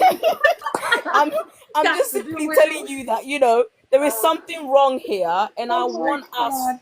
Yeah, there's something wrong, and I want us to work on it. I mean, the other question that you ask is that can arguments bring people close together? And I guess if it's not that emotional intensity where you're insulting, for me, I have flags. There's certain things I always tell whoever I'm with. I'll tell you, do not say these things. I will tell you my triggers, because if you do say them, it will cause a big problem. Because I will never say them to you. So therefore, I do not expect you to say those things to me. And I think it's fair. Don't say to me when I have an argument like, you don't love me, or, like certain things. I don't want to hear it because you're angry and you're just saying it. And then later on, you're going to turn around and then say to me, I'm sorry for saying that. And I'm looking at you like, this person, I'm not seeing you clear. What's going on here? No. So, it's by having those triggers and let the person know. And I think what Leslie was talking about is, sitting down and having your boundaries. Set out your boundaries. How do we resolve our conflict? This is my style. This is your style. Let's find a middle ground. Because another thing is that, I'm a soul person, like I said. I'm logical. But if I keep telling you something is wrong and you don't listen, I will go quiet. And that is my way. And I'll tell you that this is it. If I'm going quiet because I feel like you're not hearing me. We're not getting to a point where we can have a discussion. So we're leaving your hand. When you're ready to have a discussion, you come to me and we can sit down and have it. Because the more I engage in that toxic, anger and stuff, it's not going to be good for anyone. And I don't want to be in that. So because of my peace, I'll just simply just go quiet. And obviously some people don't like the quietness. I know. So they want to resolve it. Give them fire for fire. Yeah, exactly. Some people, the more quiet you do, the more they keep chasing after you to flame you up. And it's like, no, we are not fighting.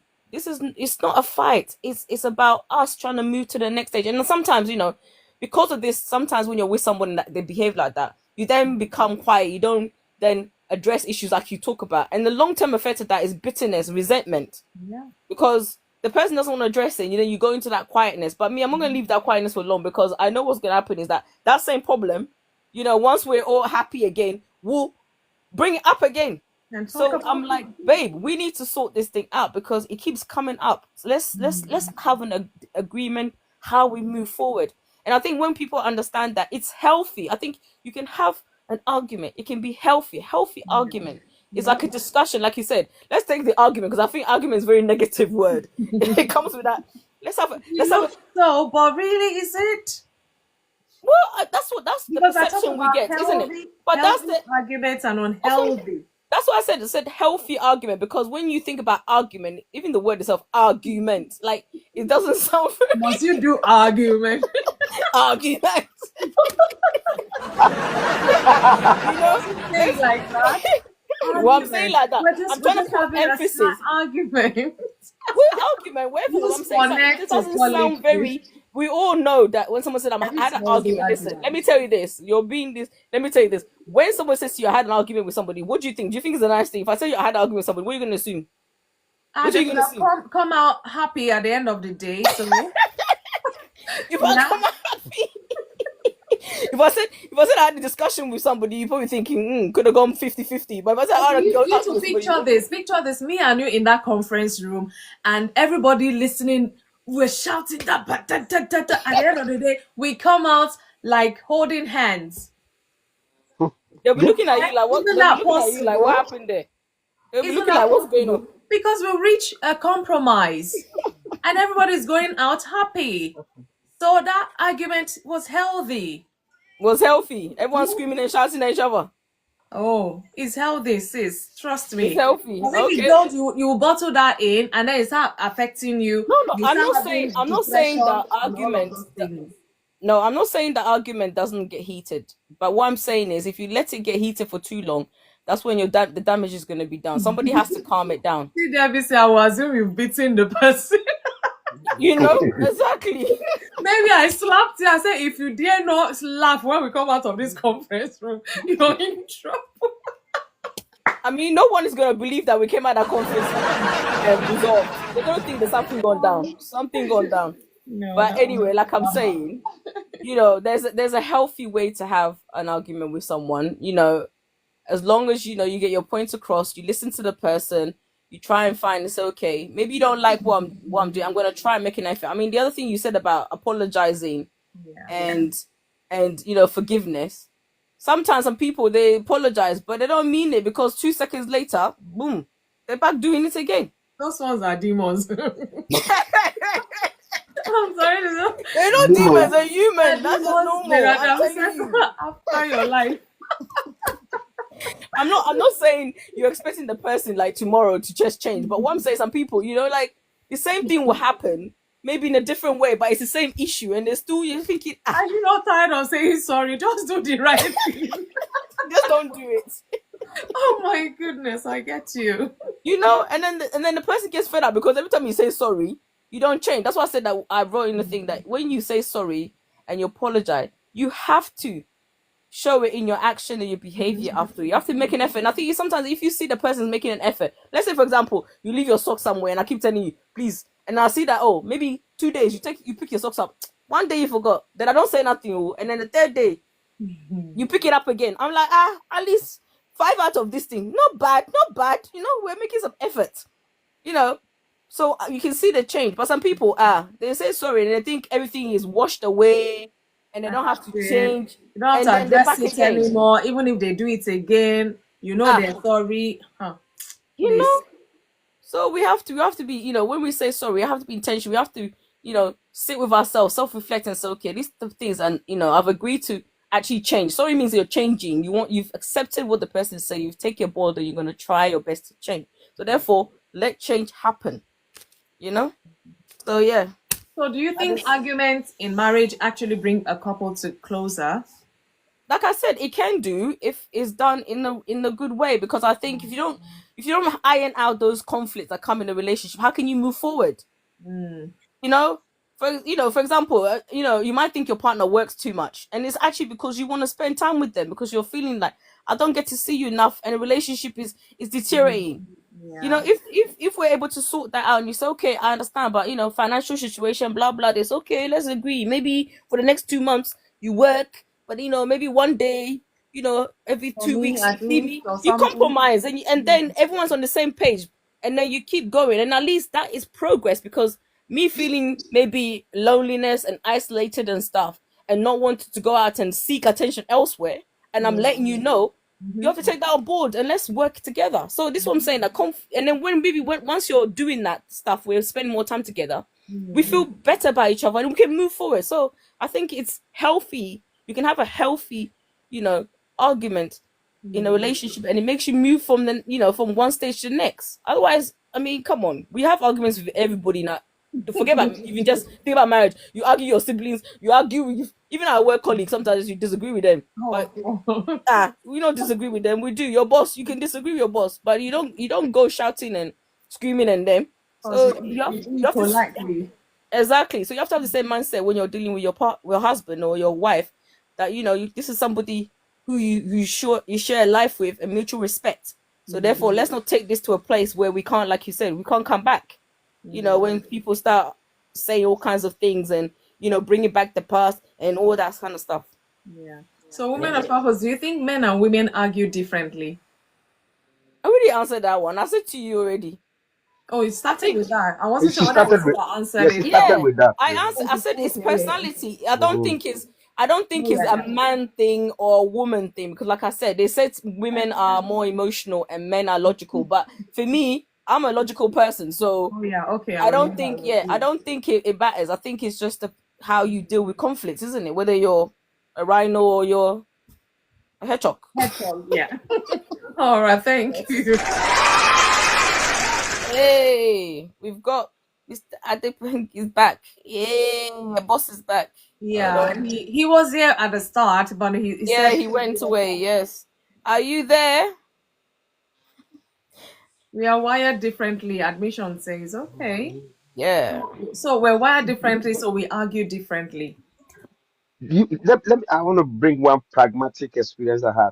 Okay. And yeah, believe it exactly the way it happened. That's the way I would say it. My wife wanted something from me. I sat yesterday, and there was a way she came asking. And I think my response was not good. Even I had a thought about myself. I told her I'm just tired. And she went, you really been working for. She can't tell the days and say, ah. And so he ended there. She couldn't achieve anything. But today, I don't think the woman went back and thought over the whole thing and said, I think I still can get this man to do this thing if I go one other way. As soon as I came in, she opened the door. And she was there with a drama piece like that. Yeah. Opened the door, did all kind of things that to welcome me. I went, woman, what are you getting at? Where is this gonna end? And she went, oh. So she presented what she wanted yesterday again. And gladly from the whole of her, I said, yeah, you will have it. So Wow. I said to myself, I said, is this thing happening so that I can present something like this at this program? Because I knew I was coming to join you on Thursday. Because in my own, I analyzed the whole thing in my mind. I'm like, she came with this thing yesterday evening, saw the way I reacted, and she wish she kind of pampered my feeling by saying, I know you're tired. You're working this number of days. Drop some of the sheets so that she knows why I'm doing this so that we can raise more money to do something. So just stay 2 days or something. I said, okay, that's what I'll do. But look at how she came around and was able to get the same thing with me without any stress. Mm, And it's financial somewhere along the line.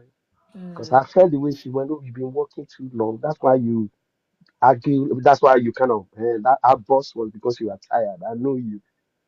Yeah, mm. here we are. This is just a pragmatic experience drawn from my own life experience for the benefit of all of us. Yeah. Thank you. Thank you for sharing. I mean, this shows we're human, really. I mean, if I appeal to the God in you, so to say, you're bound to do the needful. You get me? But if I come with a dagger to want to fight the God in you, the God is already waiting for battle already. So, I mean, that's where it comes in. You see, we can actually think and make amends and do things differently. We don't have to do it the same way yesterday, today, forever. We're not Jesus. We're aiming to be, but you get it. So sometimes we may need to adjust our attitudes or adjust one or two things for the sake of not even arguing at all. And I pray that God will give us that wisdom. Yeah, honestly. Thank you. Thank you for sharing that. Okay. Woman of purpose, maybe you should say that. Say, we are, but it's not gender based. Okay. Are you still there? Waiting for you. What did you say? You said I should say something. What should Why I say? not unmute on time? And then there's this silence. I'm thinking, is she busy? Is she quickly dashed off or something? No, because I didn't want it. Sometimes it sounds too much if other people, if someone's talking, there's two of you, then it's like starts sounding. So I try to close the thing. Anyway, hello. So I think was it Debbie that was there first? So Ade came first. He had to leave and okay. come back, All and then right. Debbie came in between. So All right, just checking. All right. Why is ready? We'll go down. We'll go down. So, good evening, Adegbemi. Ah, Hey, it's Sadiq Binga. How are you? I can't even say that, I'm, No, no, no. It's I'm okay. sorry. I'm like, let's not start arguments with names, oh.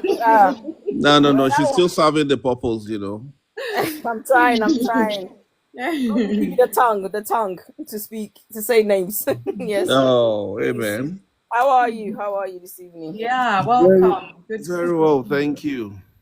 Thank God. So sorry. On Monday was really hectic for me. I couldn't catch up.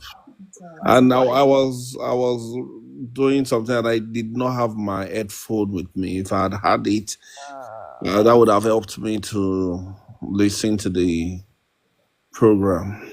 Oh, it's all Understand. right. Mm. You all the same. Thank you. Oh, thanks to you. I know it's not easy. It's a lot of sacrifice keeping the program, Thank God for and grace. for everybody joining, contributing. Yeah. It's a huge sacrifice. And yeah, thank you, each and every one of you, for the beautiful community. I really appreciate the effort everybody's putting in. Yeah. Yes. Tonight, the arguments. Yeah. Maybe I should ask Benga, are you a hedgehog or a Uh, rhino? even the both of you go, your laughter has even answered the question. Oh, No, you sound to me like a hedgehog, oh, but I Okay. might be wrong. Okay. Abusiniyo. No. Because the way you talk, you pick your yeah. words, you say it. So I'm just imagining, I don't know your wife to Very be laid honest, back. but Yeah. I'm just thinking, because I can't assume, is I'm trying to, what's the word now? Decipher your personality by your voice. Okay. So it's not abusi. I'm not being sarcastic or anything. No, truly, you It's actually okay. can be a hedgehog. Well, it's okay. I would only say this tonight because even me myself, I can only thank God for the revelation.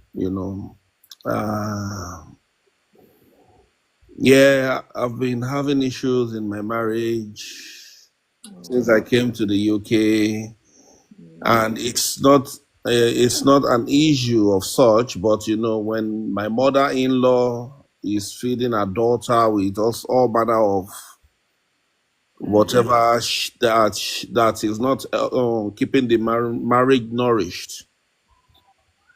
The woman in her wisdom has done a lot of damage to the marriage. And my wife is somebody that is so gullible with whatever her mother says. And presently she moved out of my house, the house I built. Oh, Yeah, she moved out. And the plan was courtesy her mother. She works with the federal government in Nigeria, and for her to work and transfer to Abuja is not easy.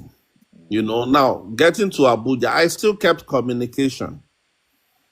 The parole was going on between she and her mother. Wow. Anytime I call the mother, she's not answering my phone. And she started turning deaf ears. And nothing I do that is good enough. Even if I have sending her money, she will refund the money back to my account. Really? So this year I got her father involved in it. And by the time I made my presentation, the father had to speak out on the kind of personality of his wife. Oh. And it's not something he's happy about. My wife, whom has not been appreciative, whom has been rejecting all the love, all the care I've been showing, even despite all her attitude that are not commending. She's forced to say, anytime I call her now, thank you for calling me. Oh. She never knew I was this wonderful person. She never knew I was this kind of person. Wow. Yeah, is the act of being persistent. And, there is a purpose in marriage. There is nothing I know how to do in my marriage. I cannot argue with my wife to win. Wow. So it is whatever she says, she wants to have her way. That is the kind of person she is. Wow. Now, I don't know what the father went to do in the house. And, that really changed everything in their side. The person that went to pay money to make bribe to work a transfer to Abuja now is working the same transfer back to Lagos. Wow. She would have leave the house, but the father just said, pick what you know you need to Abuja. And because I called the father this year, I said, okay, fine. If we say money has been an hindrance, now I have the money. And I've been trying to communicate your daughter since early last year about coming to the UK as expected. But she has turned deaf ears. And for this period, I've been sending her money. She has been returning it back to me. So I stopped sending her money because she knows how to make a case. So I don't know what else I can do.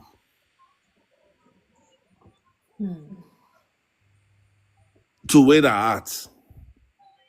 The father said, I've not been calling the mother. I said, I've been calling the same mother. She's not answering my phone.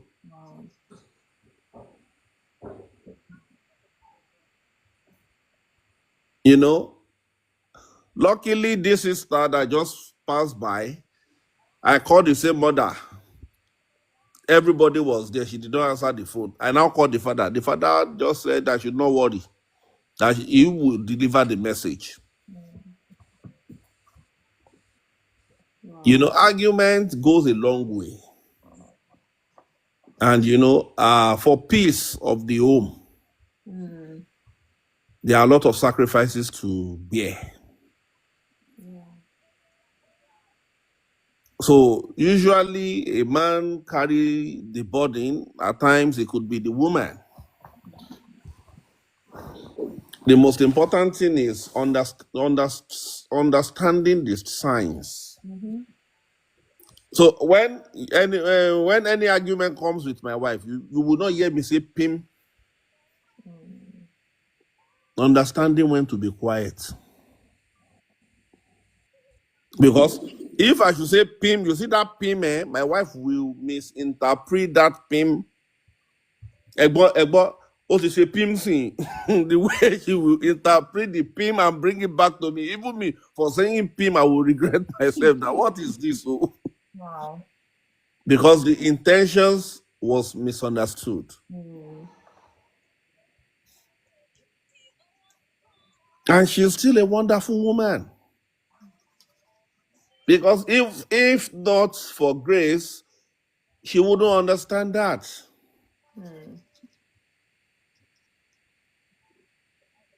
The last time I called the father was thankful and appreciative.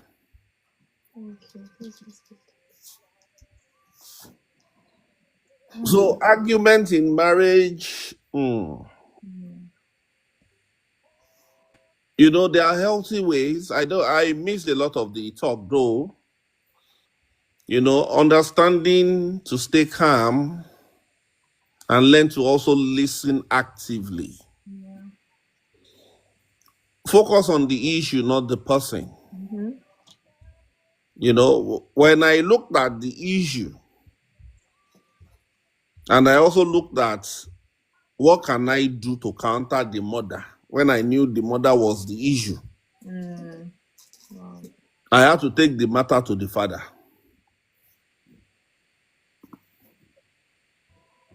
I pray the mother is somebody that has heard Christ but hasn't yielded. I pray she learns to yield to Christ.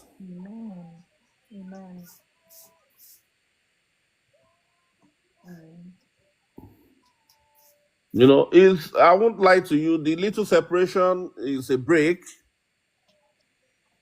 for us to be apart, although it's not pleasant. But yeah, it's good to take a break.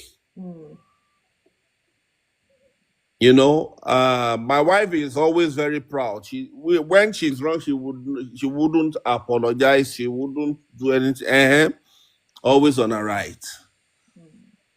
And whatever I do, even that is right too, she wants me to apologize. We should also learn to easily undo arguments. Undo in the sense that we let go. And also find a reconciliation point that we can easily tag along.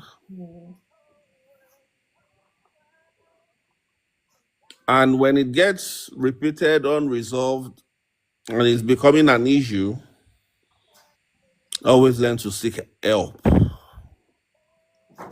Very crucial. Yeah, very, very crucial, And when it is getting escalated to verbal or physical abuse, we should also learn to seek help. Emotional disconnection,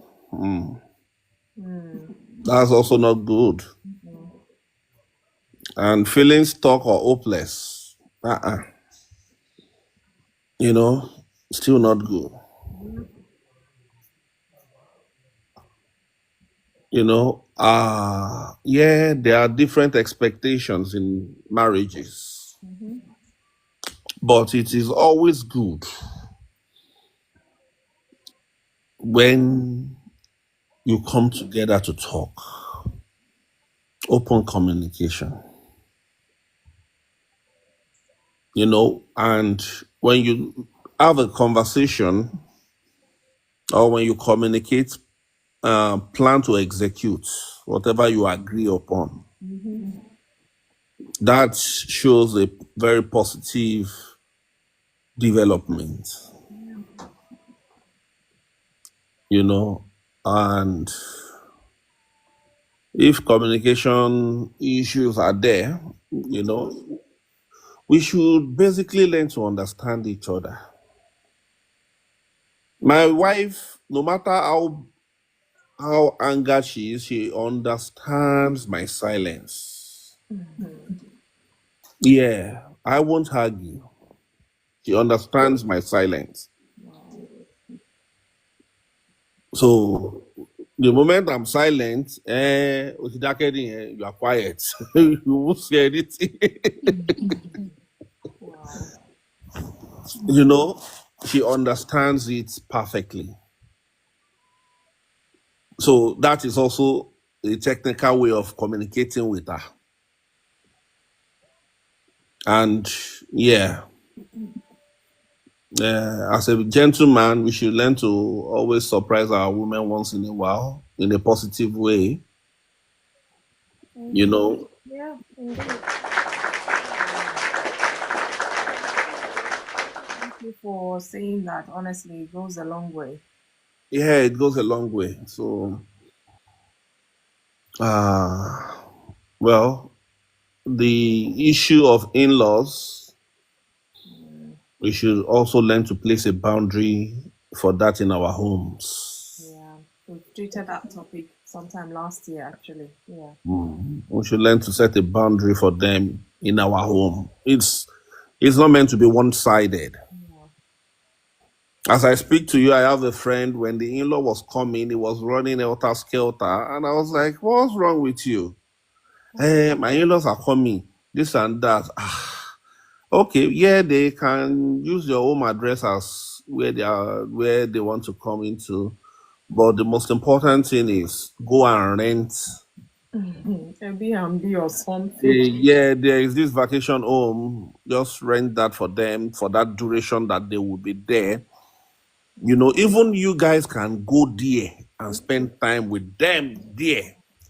Put them in their place. Mm. Do not bring.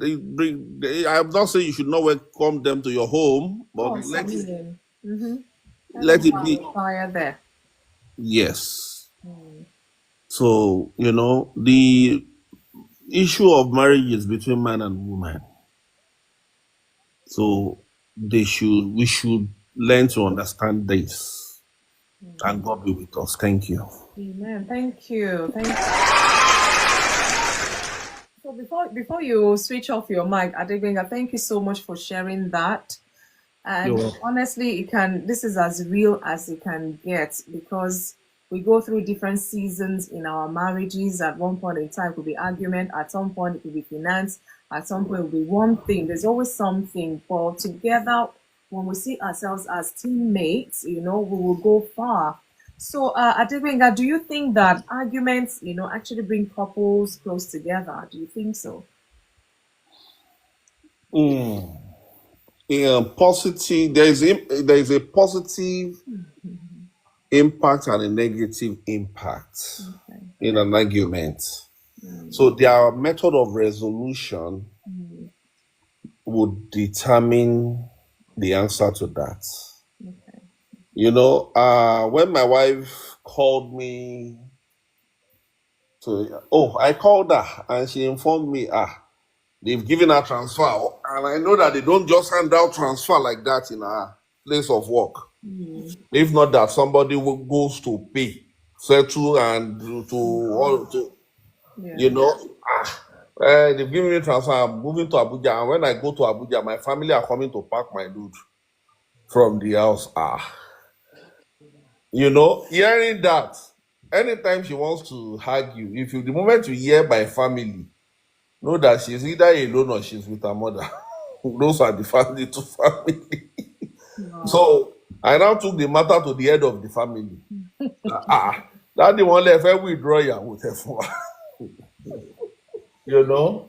Yeah. So argument has two ways. Okay. So yeah, it could end in a positive way, and it could also, everything has to do with the mindset. Yeah. If one of the parties do not want it to be resolved, Mm, that person might cleave on the fact that they want to build on break up and still be picking and be picking and be picking and be picking and not wanting the matter to be resolved. But yes, it can even end to be, yeah, marriage is very beautiful. yeah. Some people can come back to be even much more better than before they go into the argument. Yeah. That argument can become their turning point Mm, true. in their marriage. True. And, yeah, that's it. Thank you.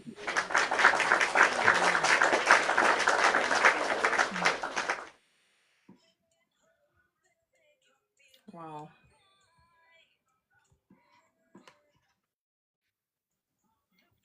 You ready? I was waiting for you. I'm waiting for you. You're waiting for I, me. I, because you No, went wow. no I thought you said argument. wow. I thought you were gonna say something. So I was I'm waiting. still, Still, yeah, digesting. I know. That's why I had the wow and the sigh. I was thinking, something's gonna come. I will talk if I want to, but when I said wow, that's Mm. my talk, That really. was your talk, really. Yeah. Yes.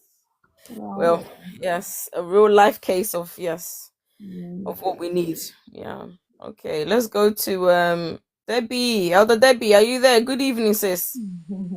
How are you? Debbie Gazin. Yeah, yeah. Let's share the grace in fellowship. Hey, already? Where is that one? We're waiting for your. Oh We're my waiting. God. From get to where? Who they share We grace? are waiting for your esteemed contribution.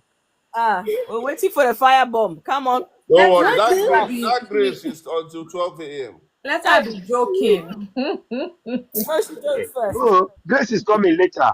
You have Oh not yeah. even taken offering. You want to do share the She wants grace. to be How? Just late. imagine, oh. Hey, Egbami o. Oh wow. Okay, let's take our offering now Ah, so that we can share while the grace. we're Leave waiting. You've done offering. your role. No, Don't no, hold on, worry. hold on. I will take the offering Debbie, after your. No. I'm the you accountant have in to this give the case. sermon, and then after I will your hand over sermon, to the accountant after your offering. I like to be accountant too. Woman of purpose. Woman of purpose. Which sermon are we hearing after that Benga have spoken? I'm waiting for you. I'm waiting for you. You always drop the bomb. I'm waiting. I'm Yeah. ready. Don't worry. Even The Are Les- you? offering is even ready. Leslie is Just waiting. drop it, And the please. Oh, man is tired though. We're all waiting for you now. Come on, give it to us, please. oh Debbie wow. Gazin. Go on. Yeah. My elder sir. Now wow.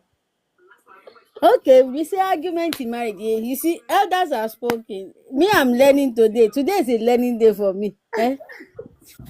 Okay, oh. Okay, what's the question? Maybe I will have something for Question you. is, okay, maybe I should ask you the subtle one. Do men and women argue differently in marriage? I don't know which one I can ask that you will not say Eh? something. Do you think, maybe look from your own parents or uncles or aunties, I don't know. Do you think men and women they argue differently? I think that depends on personality. Okay. It's not about gender. Like women of purpose have said, it's not about gender. Because I have seen women that beat their men. As in, Those ones they must be rhinos. no man's now, as in I beat. know. Yeah. Yes. You know what? Let me Hold on. gist you now. Leslie said in such relationship, men and women, or arguing or no arguing, somebody will be the rhino and the other person will be the hedgehog. Uh-huh. So if you now say the woman is one beating the husband, that means she's the rhino. You see? Maybe there's two Uh, rhinos. Maybe there's two rhinos. Oh, who knows? Can you believe that I saw one video recently? I saw one video recently. It was the in a woman that was situ beating the man physically, in and the a man was running situation around the whole where house. Wow. they are both rhinos, it's Mm. more or less like two elephants fighting. Hmm. It's not gonna be possible.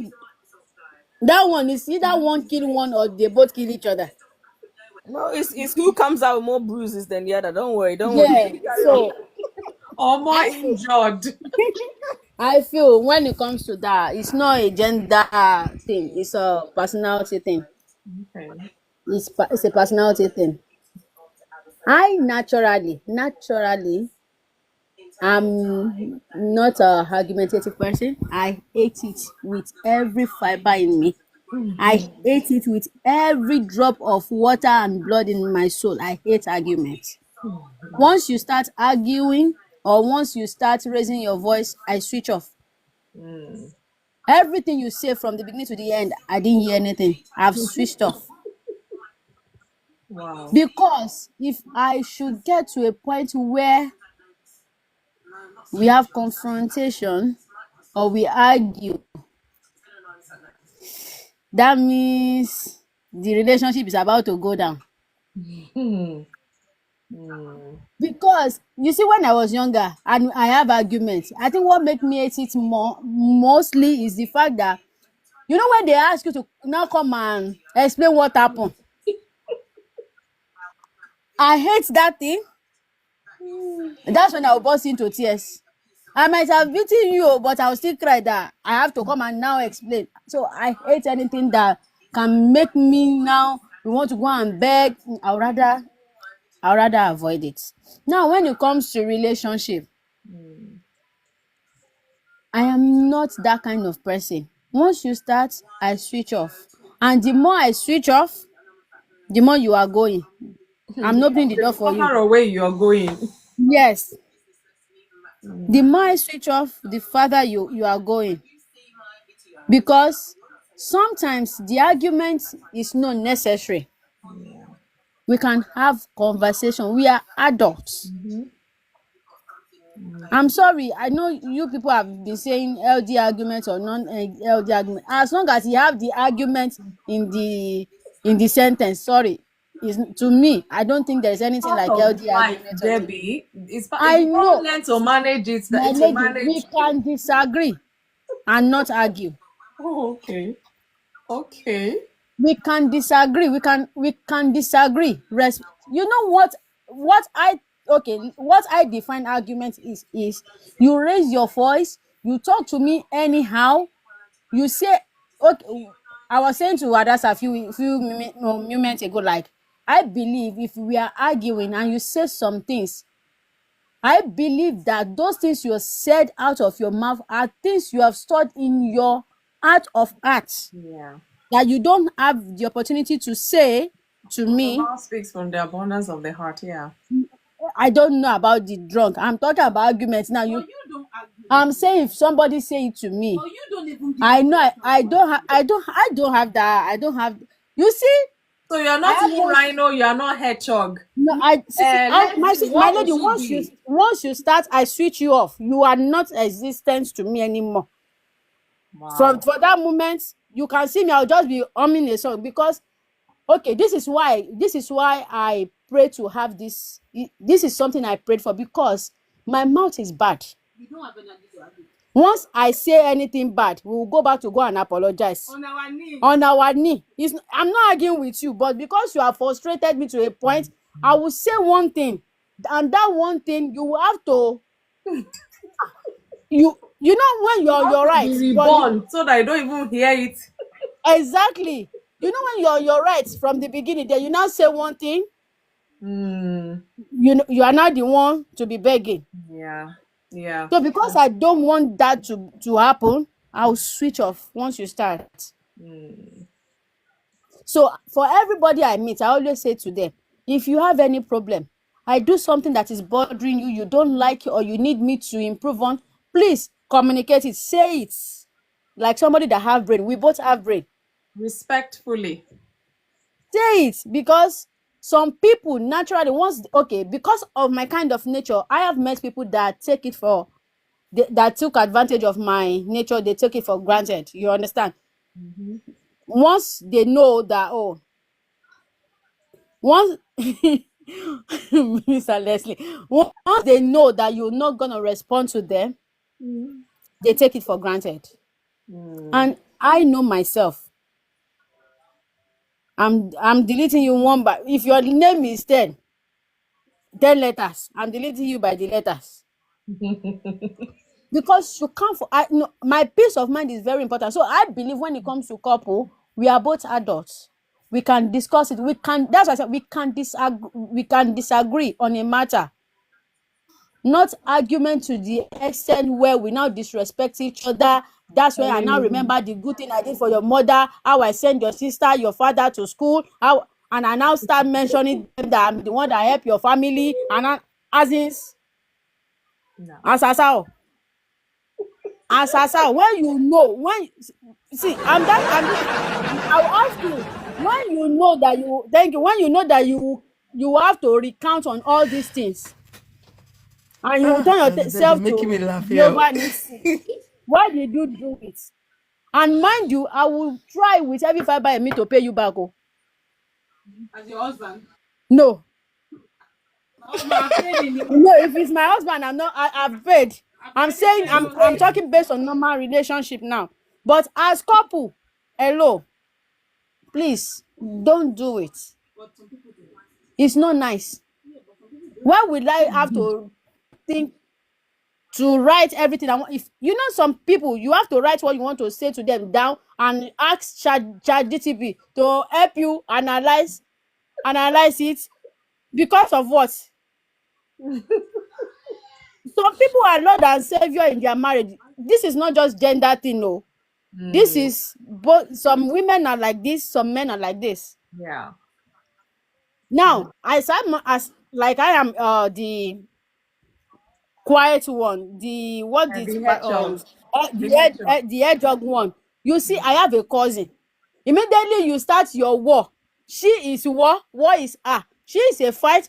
She has start. She's I ready hope for you're you. not talking about Adasa now. I didn't mention any name. Or you should have mentioned name. I said I hope. Don't let's It's you argue. that mentioned him. As you have started, she's ready for you. She's ready for you. How you are bringing it is how she will give you. Do you understand? But I'm saying now, once we do argument, we done. Once it's marriage, Yeah. when it's marriage, I don't think it should be like that. Because in the first place, can you take back all those words? You don't need to take it back. Just record it. You play it for him every morning. Because some of us will be playing it as morning devotion for you. Everything you say. That's what I said. Then Words are like as eggs. Once it's It's broken, you can't pick it up even again. when you say sorry, blood of Jesus, we have to come down to wash that away. And I am not blood of Jesus. So even when you say sorry, it doesn't go away from my head what you have said to me.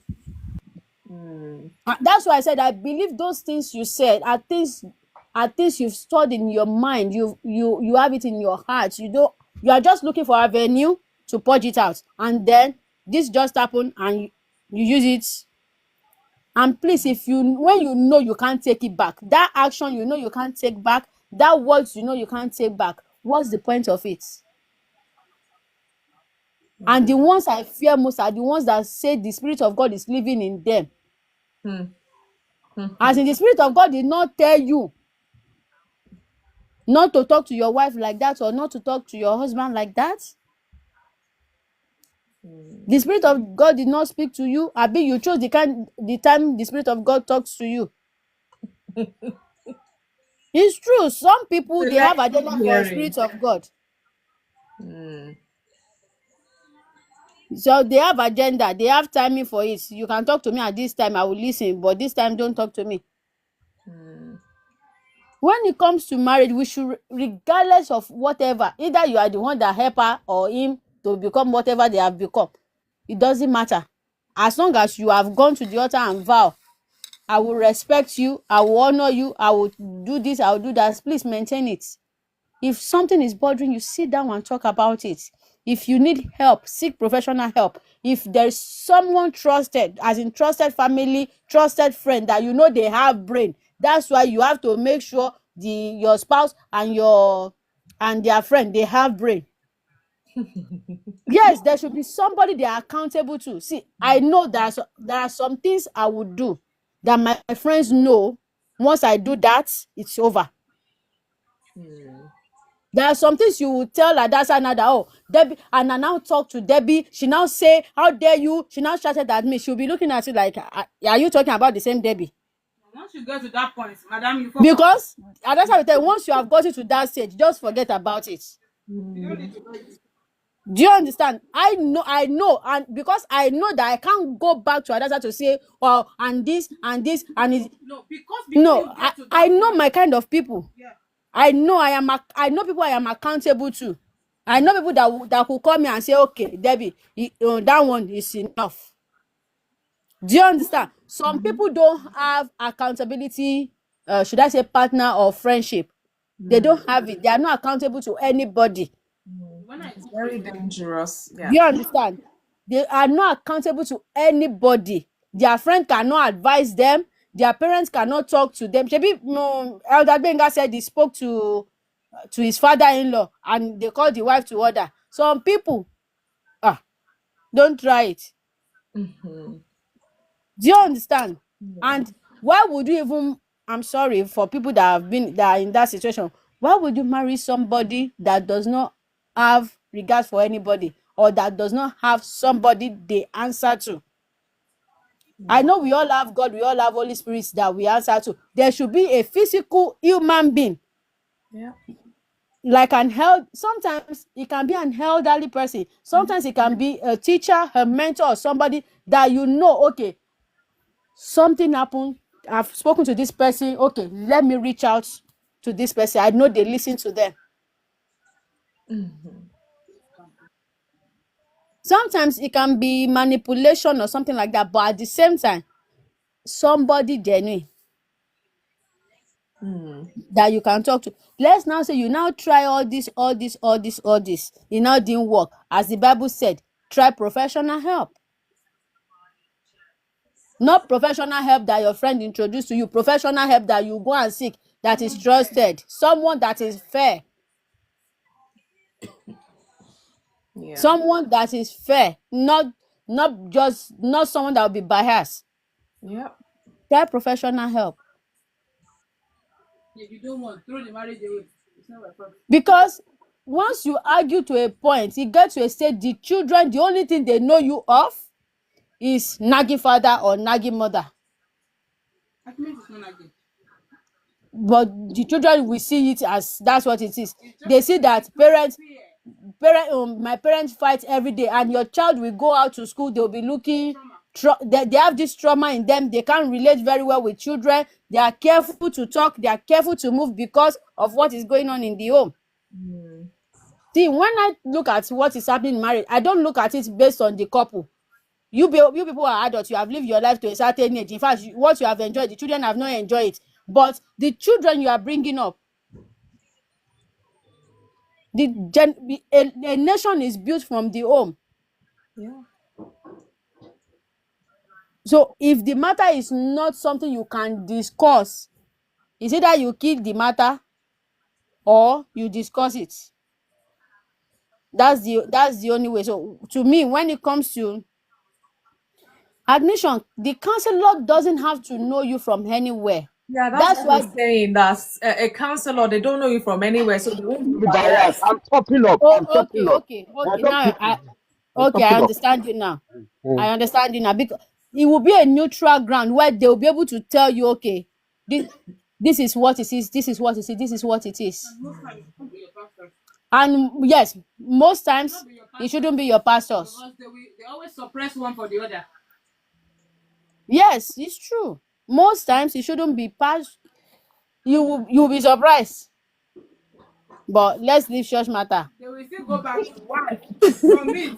That's a Even mind. if a guy is No. Honestly, I get it. It's the truth because I've had clients who will say things and say, "This thing I'm about to say to you, I've not even told my wife, or I've not told my whoever." So I get it because sometimes even your pastor, because they know both of you, they might be one-sided. So it might Yeah, not really be they the think they safest know both place. of you because they think they know both of you. Whereas in the house, one person is mad, in the church is normal. It's not the same people they are seeing. You people, you're I am, making me sir. laugh. I Exactly. So sometimes, you know, I remember when I wrote my dissertation, what was the title? Can I remember word for word now? It has to do with um, Christians seeking secular counseling. Like, is there anything wrong in it? Because sometimes you find out that that familiar grounds you're being taken for granted, rather than they help you, they might even add more to that problem. And the fact that you still have to go there, church, because one of the things, I tell you this for free, one of the challenges I had years back was confidentiality.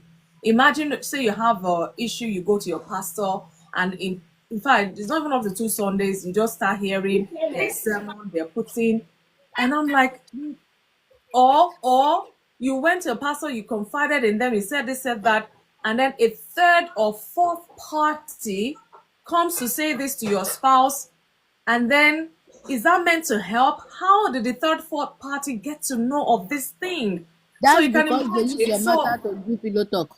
That's not true. I'm Pastor just. told mommy. Oh no, Pastor told that's what I'm women saying. They leader. use your matter to do Women pillow leader talk. told Sister So yeah, Daphne. it might be risky. Honestly, it might be risky. So seek a secular counselor, To be very a honest, marriage counselor, or a relationship therapist or something. Someone that does not know either of you. So that way, both of you can go there, and as the thing progresses, they might see you on a different individual basis, depending on how you lot progress in your counseling sessions. So I am putting that out there. If you don't feel comfortable, especially we believers, if you don't feel comfortable in your church to go counseling, seek professional help outside.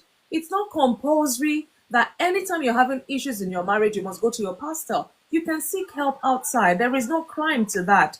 As long as both of you are willing, you've sat down, agreed that this argument, we're not getting anywhere and is affecting us, is affecting this family, is affecting the children, let us seek professional help and do that by all means. So I get you. Thank you, Debbie. You can carry on. Hello, you're Adam. Good welcome. to see you. And again, sometimes there are still some pastors that would say it as it is. Know who you are talking to Yeah. when it comes to men of God. Yeah.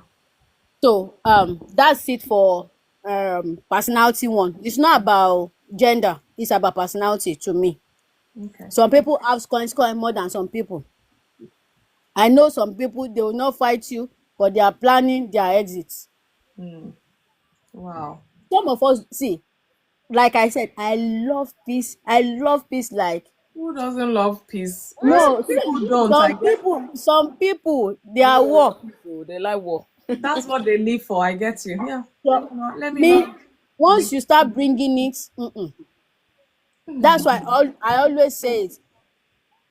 I think in my in my dating life, it's only one person I've experienced that with.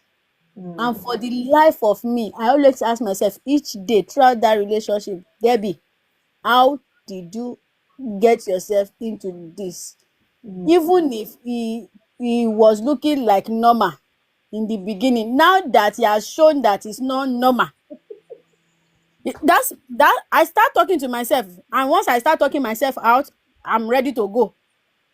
Because I can't I once I'm free with you, I'm free with you. I don't need to disrespect you, but I don't have to be thinking before I approach you.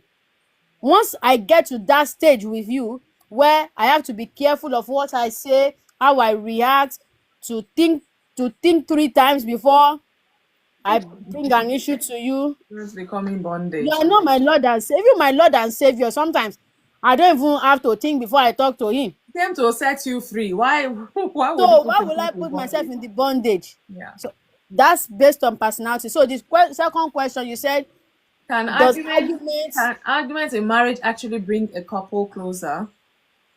I really don't have a proof of answer to that one. All the arguments in marriage that I have seen always end up in one. I don't know why you're In Glasgow's.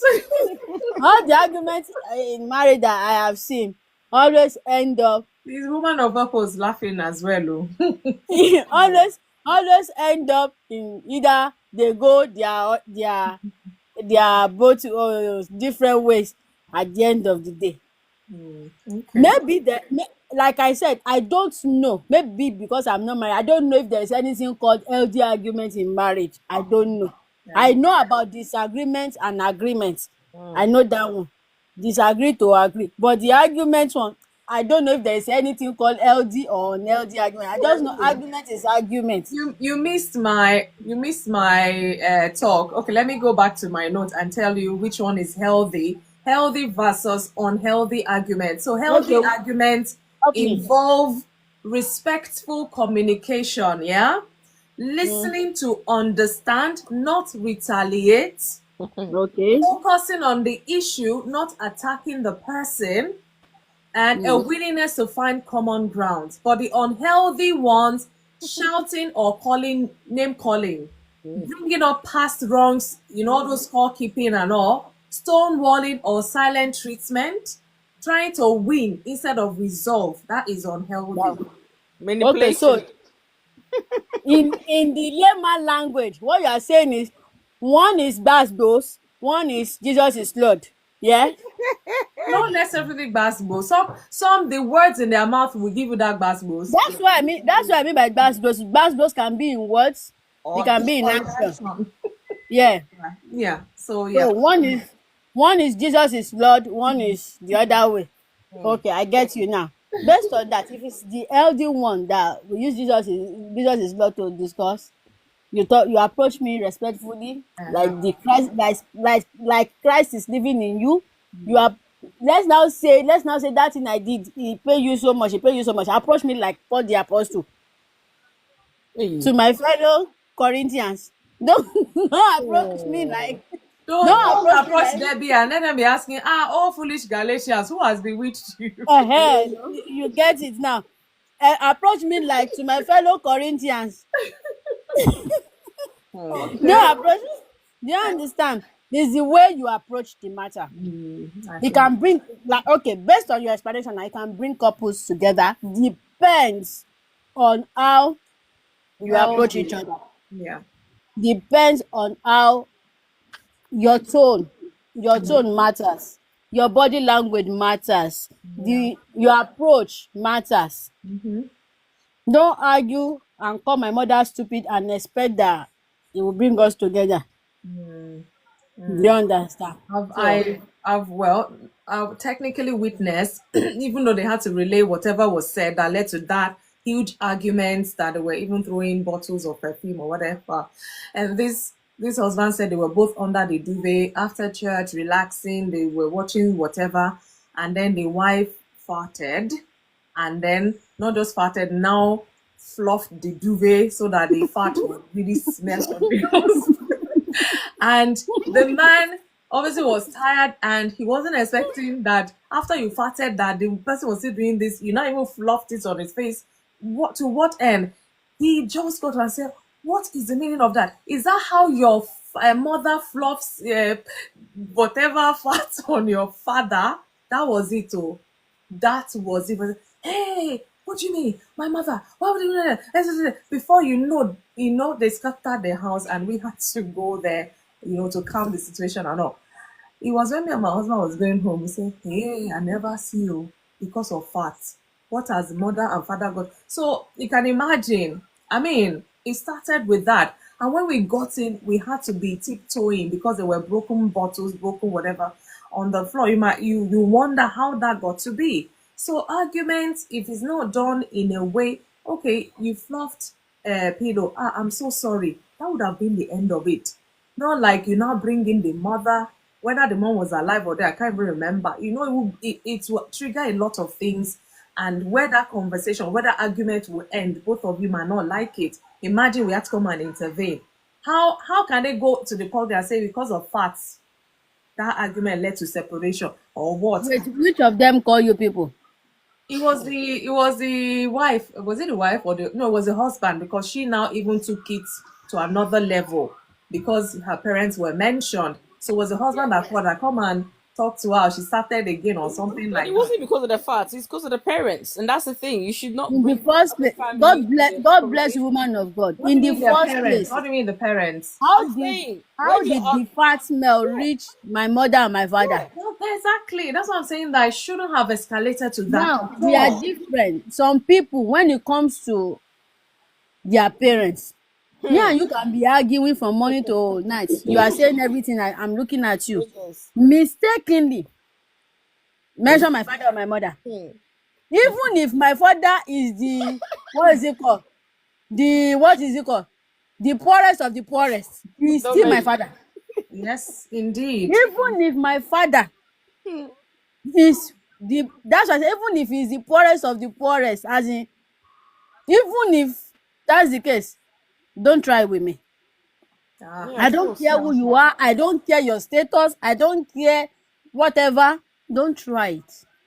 Off limits. That's the thing. Off limits. Do you understand? Some people are like that.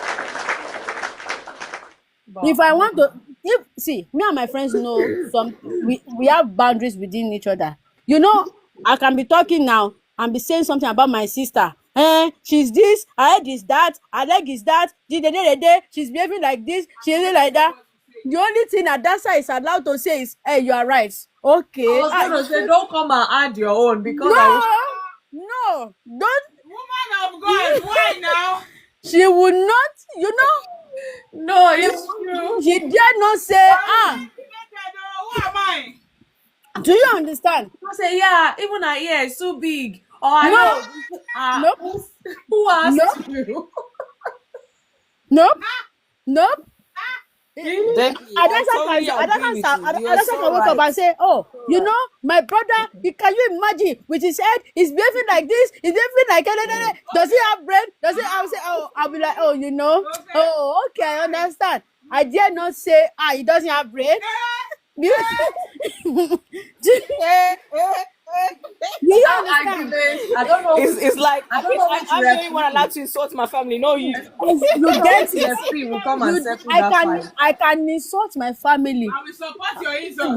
That's Don't it. you can support me, Those and immediately I say we are not fighting again. We are not fighting. You must stop fighting.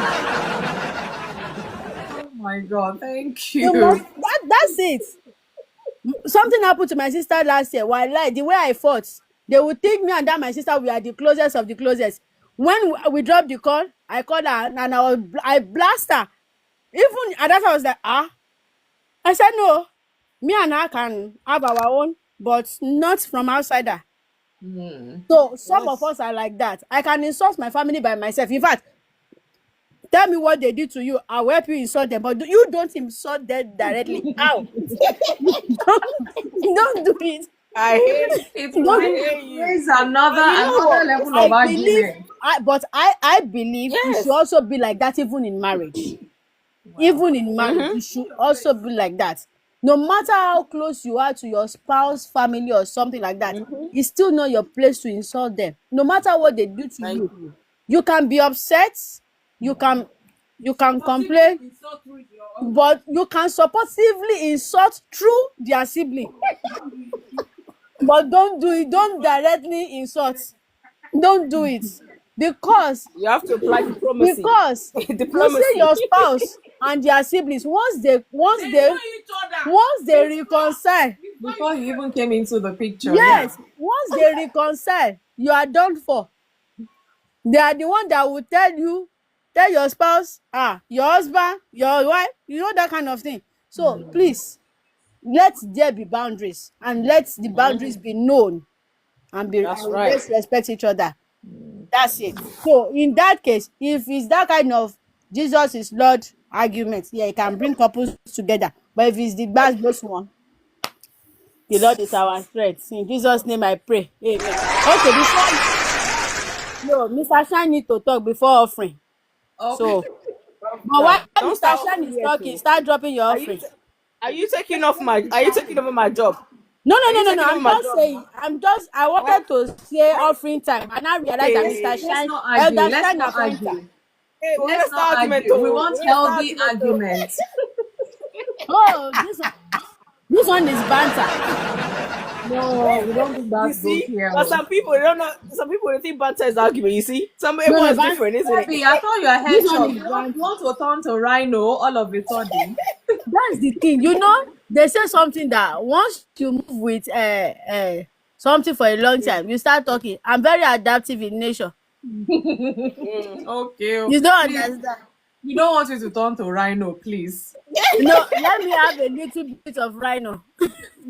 Ah, but who's rhino here? Me, You I'm may not have rhino, it, so I but don't know not who on you're getting it insight from. tonight, please. Exactly. Me, I'm not rhino, so I don't know where you're getting rhino from. Okay. Thank you for addition. Thank you. Wow. A lot has been said there, isn't it? Lots, a lot, a lot. But I love that final thing about family and boundaries and things like that because I think a lot of times people make that mistake, feel like, you can just, start dissing someone's mom, dad, sister, whatever, regardless, like what she said, Big whatever you argument, I'm telling they, you. Yeah. you can't, not an argument, or your sister even said this about, hey, you're like, what? An argument. Now you want to tell me my sister said about me, okay. These kind of things. So Yeah. definitely, boundaries have to be established. So thank you for that. She always dropped the sermon down anyway. But we'll come back for the offering later. Let's go down to Shine. Good evening, sir. Now in your light, come on. Well, that's it. Good evening, everybody. Good evening, Good host. evening. Good evening. I Good hope your day evening. has been good. Well, we're here, and we give God praise for how far it has gone. As a matter of fact, I came back because I promised that I said I would. So Thank I you said for to myself, I needed to come back. I met. See, she has started again, Elder Shine of the Nation. She has started again. I thought you said you were offing your mic. Please, as you off your mic, take your hand off your badge as well. You Please, know what? Just ignore her comments. This is please. this is how you don't get into arguments. face me Just say here. Face ignore. me here. Let's ignore anything I'll bring Ignore, argument. exactly. I'll try. Not from her. She's a force, so you can't. All right. Okay. So I met the conversation at the point where we're talking about people taking their issues to pastors. Okay. And I would just like to say that not all pastors are trained counselors, and we should know that. The calling is not equal to the giftings and professions. Yep. And just to quickly balance that, we don't also go to church to look for doctors, right? So if we don't go to church to look for doctors, you intentionally search for certain professionals to deal with certain issues in your life, and so it is with your marital life as well. However, if your pastor is a trained counselor, I'm sure he would understand the confidentiality. And as an aside, let me say this, that, and I would always say it anywhere, and that's what I say to myself all the time. And when you preach Jesus, you won't be wrong, right? But when you try to preach people and systems, you might be off because you might be at one side of the divide, right? Yeah. That's just an aside for pastors. Focus on the assignment and focus on the message, and not focus looking for people to become your message. However, if your pastor is not a trained counselor, the next phase should now be for you to observe his personality and not the kind of person that he is. If he's not the kind of person that also sees himself as somebody who should be a custodian of people's secrets and confidential matters, then don't take your issues to him. That still doesn't mean that he's not called to be a pastor. However, he's not called to solve all the issues for you.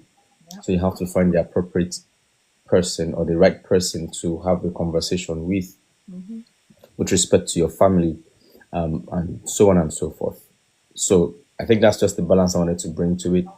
That for the fact that a man of God is called to the pulpit does not mean that he's also, the anointing has made him a trained counselor, right? And not all pastors are trained counselors. However, there are some of them that are trained counselors that you can approach. And taking it from there is also to say that from the moment you choose to allow somebody come into your life, you should know, I think I mentioned it here before, that it is called grafting, right? It is bringing two fruits together to produce a kind of fruit that has never existed before.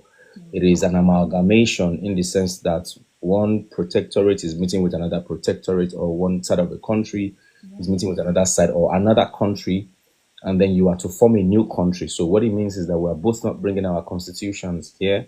We're going to sit down and draft a new constitution that would guide us. All right. Once you allow somebody else into your space, you should know that you have to think of a new way, not the way you are used to, but another way to approach issues. However, this thing we're talking about, argument cannot be taken away from any marriage. I will never, and I repeat, I will never in my life listen to anybody who has said, I've never had any kind of confrontation or argument with my wife. We're not on the same page, right? So I can't listen to you. You can't counsel me, right? Because what you're going to be telling me will be too good to be true for me. So I can't even work with it. I need somebody. And we were I mean, human. the only way we are identifying with Jesus is that he went through all that we would go through, yet he came out on the other side spotless. Right? That's why we are. So he knows my feelings. He has gone through it before. He's felt my hunger. He's been tired. He should have been discouraged. He had all of those things, yet he overcame. That's why we are following after Jesus. If he came as a virgin born, walked through the earth without going through anything, and then he died like that, then he didn't come to die for us, because he didn't just come to die for us, he came to die as us. Right? So it means that he went through what I should go through or what I would go through. And that's why we're following him. So I will never listen to anybody who has not had an issue before.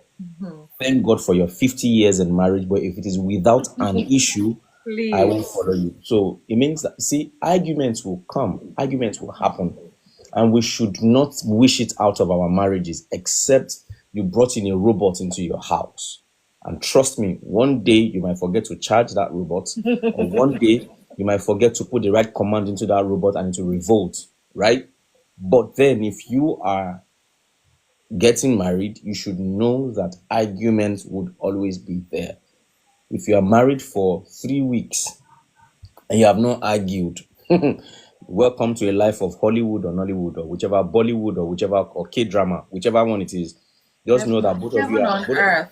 just, sister, me, it's not heaven on earth. Just know that Hallelujah. it's not heaven on earth. Just know that both of you just finished your drama classes and you just got your There's still certificates honeymoon, bros. in There's theater. still honeymoon. Even in honeymoon, if you're at honeymoon and you did not have any confrontation, then just know that, because trust me, these are two nations coming together.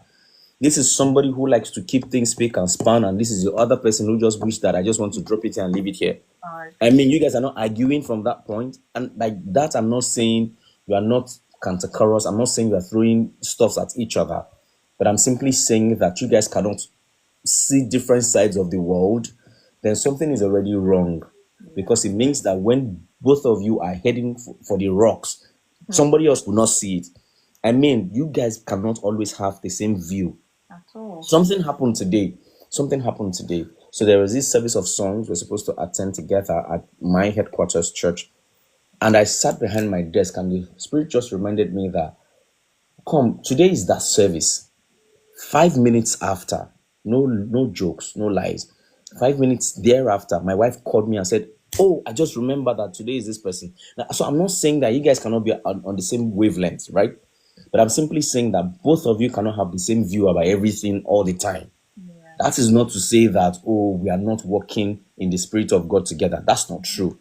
But somebody must be able to bring another perspective into it and say, why are we not thinking this way? Or why are we not thinking that way? That can lead to an argument to say, no, this is what it is. No. But what I would always prescribe, which is what I do, is to always submit to a superior argument. If her argument is more superior, I submit to it. Right? If mine is more superior, I hope we submit to it. However, if we don't submit to it, I'm not going to choke it down, force it down anybody's truth. Jesus Christ said, I stand at the door and I knock. If any man open, I will come in and sup. And so it is not that you always force people to agree to your point. Because in marriage, we cannot win an argument and lose the marriage. That's my standpoint though. I don't want to win an argument and lose my home, right? So I'd rather lose the argument and win my home. So win this one. In fact, a few minutes ago, it was, oh, you didn't tell me this. Oh, I told you this. And I just said to myself, you see, when it has gotten to that, okay, I take the blame. I'm sorry, I didn't tell you. Let's just leave it that way. I didn't tell you. Okay. But it's becoming more and more of an issue. I did not tell you. Can we just leave it at that? And then we move on. Why am I saying all of this? You must have a mindset towards the end goal of every argument. What is the end goal of every argument? You want to score a point. You want to prove that you know better. You want to prove that you are the smartest, or you want to prove what exactly is your point? In fact, there are certain arguments I will ask her, how is this going to help our marriage? How is this going to add to our home? Big How is this question. going to increase our spirituality? How is it going to help us serve Jesus better? So, in all of this now, let me even ask the icing on the cake. Is it adding $1 to our bank account? If it is not, if it's about people, situations, circumstances, and it's not adding all of these things to us, Mama, let's throw it in the trash and move on. And I'm glad that we are gradually learning and understanding each other. I mean, I'm not going to say this was how we started, but definitely we are growing on each other. We are on the path, like the scripture says, the path of the just is like shining light. So it's getting brighter every day. It's getting better. We are refining ourselves. We are getting to understand that we don't have to technically win. And let me also say this, because sometimes when I profess solutions and it is not accepted, and then the other person's solution is what was adopted, and we fail, I don't go back to say, you see, this thing would have worked. This thing would have, if it was my own way, now it would have worked. And the same thing, and some of these things were not born out of, drafting in quotes, a written constitution on how we must agree about things. It's just understanding personalities and you constantly modeling the kind of life you would want your home to be like, right? Constantly modeling the kind of life you want your home to be like, right? And if you constantly do that, on the long run, the case is going to be clear to everybody to say, I think this is if I talk too much now, this guy will just be quiet on me, so let me not just talk too much, all right? Or let me not even shout at her too much, because once I discover that both of us are beginning to raise our voices, I just shut up. Maybe she observes that at times and then she discovers that no, and then she just keeps quiet too. But for me, that's my own resolution, personal resolution. Once I observe that both of us are raising our voices, I'll just keep quiet. I can walk into anything else, but I'll just keep quiet, because I don't want us to raise a home where our children will be comfortable with that noise. At some point in our lives, what we would do when we had a car was that we will leave it until when we are both in the car, because for about how many years now? Say 4 or 5 years, I was constantly driving my wife to work, wake up in the morning, put her in the car, drive her to work, and then at the early stage, I would go back and pick her. But when that was not impacting on my job, or my work rather, I would leave the car for her to take to work and back until we didn't have a car anymore. But then we would wait till we get into the car, and then we have converted the car into our what was the name we gave to the car that time? But that's the room. That's where we have our, our gazebos. We wind up. We put on the AC. Maybe We best start not. yeah, let's snuggle. He's here in this place. No Jesus kids, is Lord. nobody else. Let's stay there. When we are done, and whatever we do in that car ends in the car, right? 2 days ago, was it 2 days ago or yesterday? Yeah, it was yesterday. We had a bit of it yesterday morning, and I, as usual, when one was trying to be higher than the other, I just kept quiet. And then somebody came, because I was supposed to go out with somebody, and then the person came into our house. That guy would never know whatever happened 5 minutes before he came, because it's not his business, right? And as it happened, we still had to take my wife and drop her very close to her office, because we were heading towards the island, Lagos. We dropped her close to her office. I was the only one that knew what was happening. A parting greeting was what made me know that this girl is still angry. Just said, "Oh, bye everyone. See you guys later." Normally she would not say bye everyone. She would say, "Bye bye love. We'll talk later." But she said bye everyone. I said, this girl still vex. But at the end of the day, she was the one buzzing me later when I didn't get back home on them. She said, "Guy, where are you now? Where have you been?" So And all of that. That's just to say, funny enough, by the time we were both in that car, and trust me, we were not pretending. We're just living our lives, because we have made up our minds that regardless of what happens, once there is an external person or a third party into our home remains our home. It is not for us to act in such a way that somebody who doesn't know where we are coming from will not be telling us where we should be going. All right? And that's what it is for us. Okay, so we got into that car, we were talking, we were having a conversation about life, politics, issues. The three of us were going back and forth on the matter. But when she came down from the car, she said, "All right, guys." I said, "No, my wife will never call me guys." However, that was a parting bit. I got the vibe. I said, "Okay, I'll laugh at you." All right, but so going forward is to say that we cannot rule arguments out of our lives. However, we must always understand what the end goal is for us. And with the bit of families, so this happened on our wedding day, and I think that formed the basis for how we treat by extended families in our home, because now this is the nuclear family. That's no longer my nuclear family. That's now my extended family, and I'm sure that's how she also treats, her own end. On our wedding day, we were done with the reception and we were about to go home, and then her mom, my mother-in-law, said to my mother that there is still something else we still need to do, and that conversation started. We were already in the car that would take us to our hotel. Excuse me. And then that conversation started. I just held her hand and I whispered into her ears, look straight ahead. Don't say a word. Look straight ahead. It is their issue, not ours. Let them deal with it. You see, at that point, it is easier for me to say to my mother-in-law, mommy, but you didn't tell us now. You didn't tell my mom now. She'd have informed her. Unless you also get up and say, for the fact that blah, blah, and that conversation will just go on and on and on. And our trouble can start from that 4th of April, 2020, 2015. Our issue will start that day. And that's how we only God knows whether we'll still be together by now. And I said to her, their issue is their issue. Our issue is our issue. Why have I said that? We work very hard, and I know it takes a lot from her, maybe myself too, not to ever drag our family into the middle of our lives. Are we concerned about what happens to them? Of course. Do we really care? Yes. Do we want to help them out? Yes. When we have issues with our family separately, do we really want to talk about it? Yes. But two things, and it's a double-edged sword.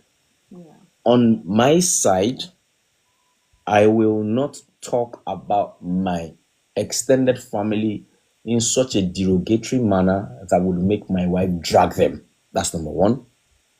On the other side is that I will not take my wife to their washroom. I would not go telling them about the mess that my wife has created, or how I told my wife, I said, I have somebody I call a coach. I said, if anything happens, if we have any argument that you think you need to report to somebody, that's the person you go and talk to. Don't talk to anybody in my family. That's the person you go and talk to. I don't want anybody that will take sides. This one, I know that when you talk to him, he can tell me exactly how it is to talk to this person. Don't talk to anybody else. Apart from if you have spoken to that person and that person cannot correct me, I don't know how I also can deal with this issue, right? That's only.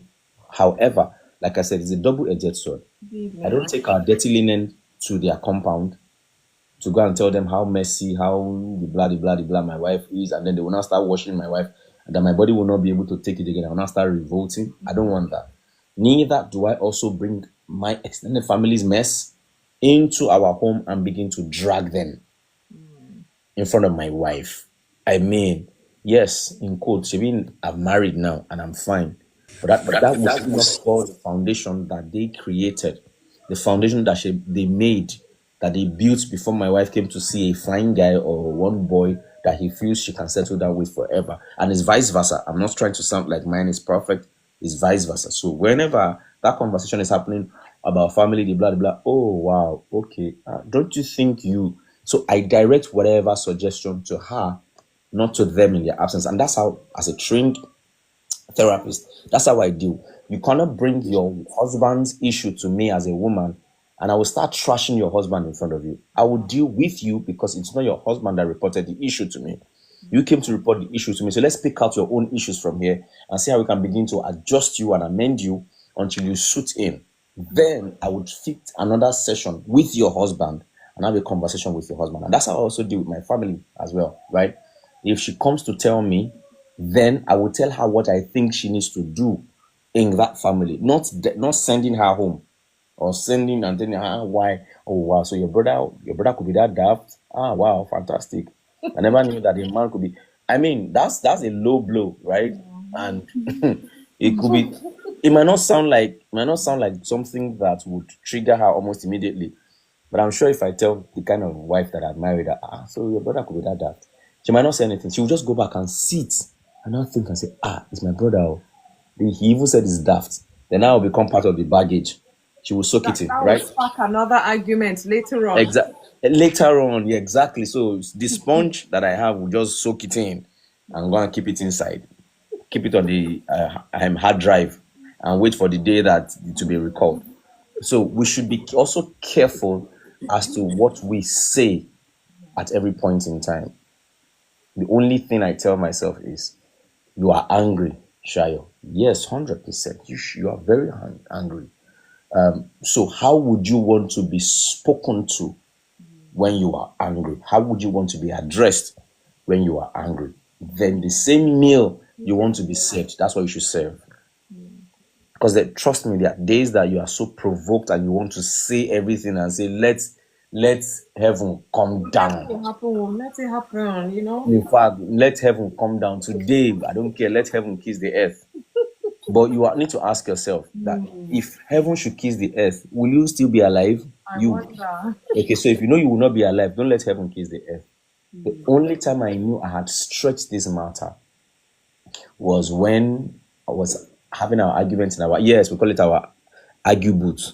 So argument and booth. So when that booth together, I was driving her to work and then something just broke out in the middle of the road and I just picked my phone and I called her mom and I said, Mommy, you better come and talk to this girl. She's misbehaving right now.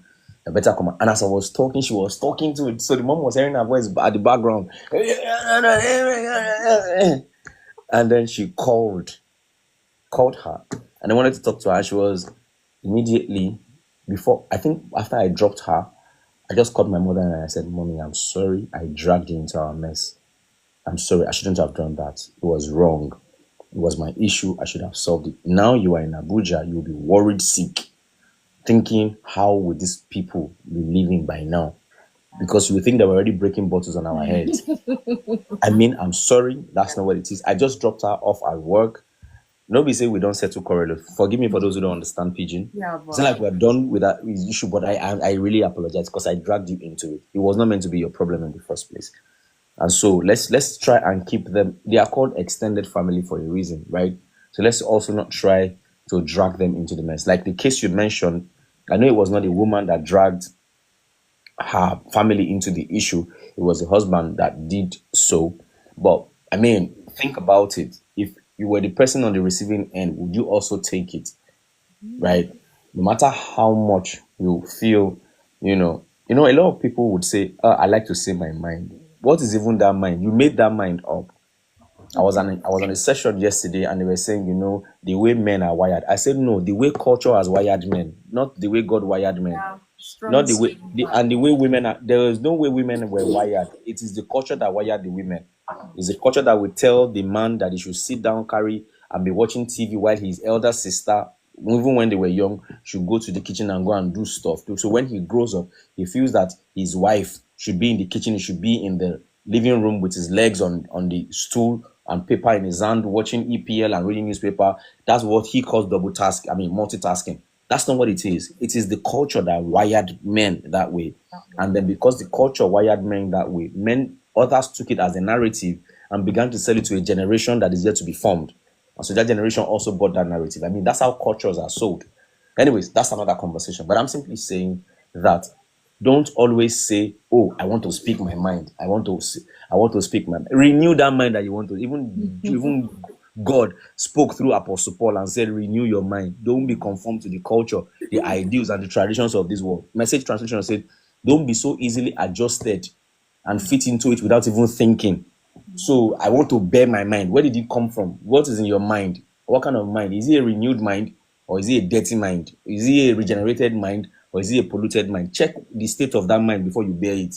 If it's not renewed, then renew the mind and bear it, because I'm sure that if you have a renewed mind, your words will be seasoned with salt.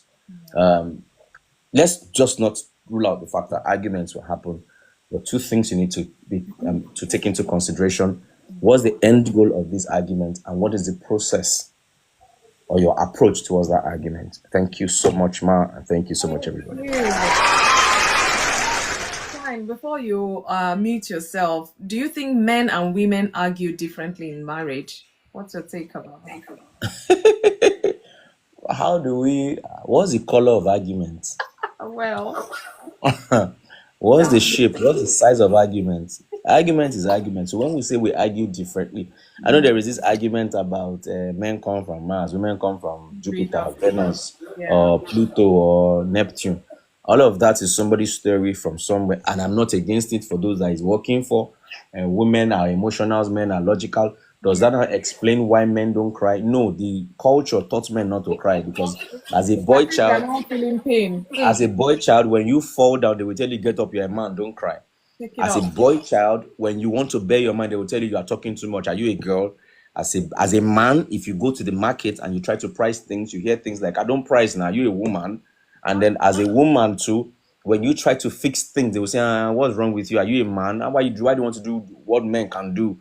I mean, argument does not have a color, it doesn't have a shape, it doesn't have size, it's not built for a box or it's not built within a box. Argument is argument, right? Whether they say you are logical about it, women are also very logical. I mean, logic is you trying to say Everybody one has plus one it. is two, right? That's logic in its plainest definition. Are you now saying that women cannot think that way? That everything that a woman wants to do, it must be either tied to joy or happiness or sadness or anger or pain. That's what you're saying. Because when you say women are naturally emotional, so it means that they tie to either joy or happiness or pain or anger or whatever it is, whatever that emotion is. But I don't think that's how women reason. I think women also reason logically. I mean, we have female engineers, we have female doctors, right? We have male artists. We have We have male so we nurses. have male nurses. So let's not think that there is a particular shape and dimension that men reason. I just feel that there should be a pattern, right? There should be an approach to it, and ultimately there should be an end goal. If a if you happen to have a male as your boss, you being a woman, what is the end goal of your argument in the office at the end of the day? That you should argue with your boss and your boss should sack you? Think about it. If you have a female boss in the office, will you look at that female boss in the face and say, my friend, what's your problem? You're not bigger than my wife. Sit down there. Just know that you are sitting on your sack letter already. Just rise up, pick it up, and get out of the office, right? Because you know exactly what the end point is. So there are certain things and approaches that we should have towards an argument. So it's not like we argue differently, right? It's just that you should understand the manner at which the person you're having a conversation with is not a debate, it's an argument. We're only bearing our perspective. It's in a debate that somebody is for and somebody is against. So we're not debating. So we should also have that clear, right? Every conversation is not a debate. In a debate, we strive to win. In an argument, we make our point known. That's exactly what it is all about. Oh, this is my standpoint. This is what I think. This is what I feel. We don't have to win. You don't have to win an argument. You always strive to win a debate. That's why you call panel of judges, co-debaters, accurate timekeeper, and so on and so forth. And then I'm here to stand for the motion that I'm a better person than my husband. I And hope then I'm able to boom. confuse you and not to confuse you. Exactly, double confusion, double-edged confusion. You know, God. Okay, so because that's that's a enough debate. to shine that arguments can actually bring couple closer together. Do you agree with that? 100%, 100%. Oh, I know that for sure. Okay. I know that I'm not speaking from the books. I'm not speaking from Google. I'm speaking from my life. Experience. If as like I said, no, now Sister Fumi, you can also testify to this Of stuff. course. That if husband and wife have not come to a point of argument, they have not started their lives. They are still doing high school love, I said that. right? It's high school love. So arguments. That's the end point of every argument, that we both get to a point where we do two things. We compromise and move forward. Yeah. I mean, in marriage in itself is the best ground for breeding compromise. I mean, you can't, I mean, trust me, I think, like you said it before, you used to love pink now, you were a pink lady, right? Red. You're a red lady, and all of a sudden now pink is now becoming like one of the colors because he goes out and he gets something pink. Are you going to stone him in the face and say, my friend, after 28 years, you still don't know that I'm a red woman? Of course you won't do that. You have compromised. Now you are just loving pink. You know, it's growing on you, right? So marriage is a ground for compromise. So what that does for us after the argument is that we both compromise and say, It's not 100%, but let me allow my 20 come in, right? And then let's just move on with this. Because at the end of the day, is that you are moving on, is that you are progressing together, is that you are making progress together. And trust me, please, marriage is not for social media, it's not to show off. When you have lasted for 20, 25, 30, 50 years, is not a show off. I think if you come with a perception that your intention is to raise a generation for Jesus, or a generation that will live better than yourself, then you'll be conscious of the things you do, right? You'll be conscious of the fact that if I shout too much in front of this boy that I have now, he will grow up thinking that the only way you can settle issues in your home is by shouting. And he will start that from the school, and they will keep reporting the boy to you every time that this boy just makes noise, this boy is just shouting in the class, he cannot have a civil conversation with anybody, because that's what he has seen. And every time you find joy, in shouting your wife down, you are simply said to that boy that, see, your weapon of warfare in your marriage is shout. And see, the end goal for you as you grow, they learn more by observation than by what you say. The end goal for you as you grow is that to win any battle, she must stop shouting. So until she stops shouting, and you're also telling your female child that, trust me, or you can be suppressed, or you can be oppressed. And see, and she will also, now this is not the terrible part. If she now wants to pick daddy's side, she will now say, oh, I've seen how daddy has won many battles with shouting. And though she now becomes a shouting woman. Do you understand? Male, a female has now picked that trait. Can you imagine how you have now started raising a dysfunctional child?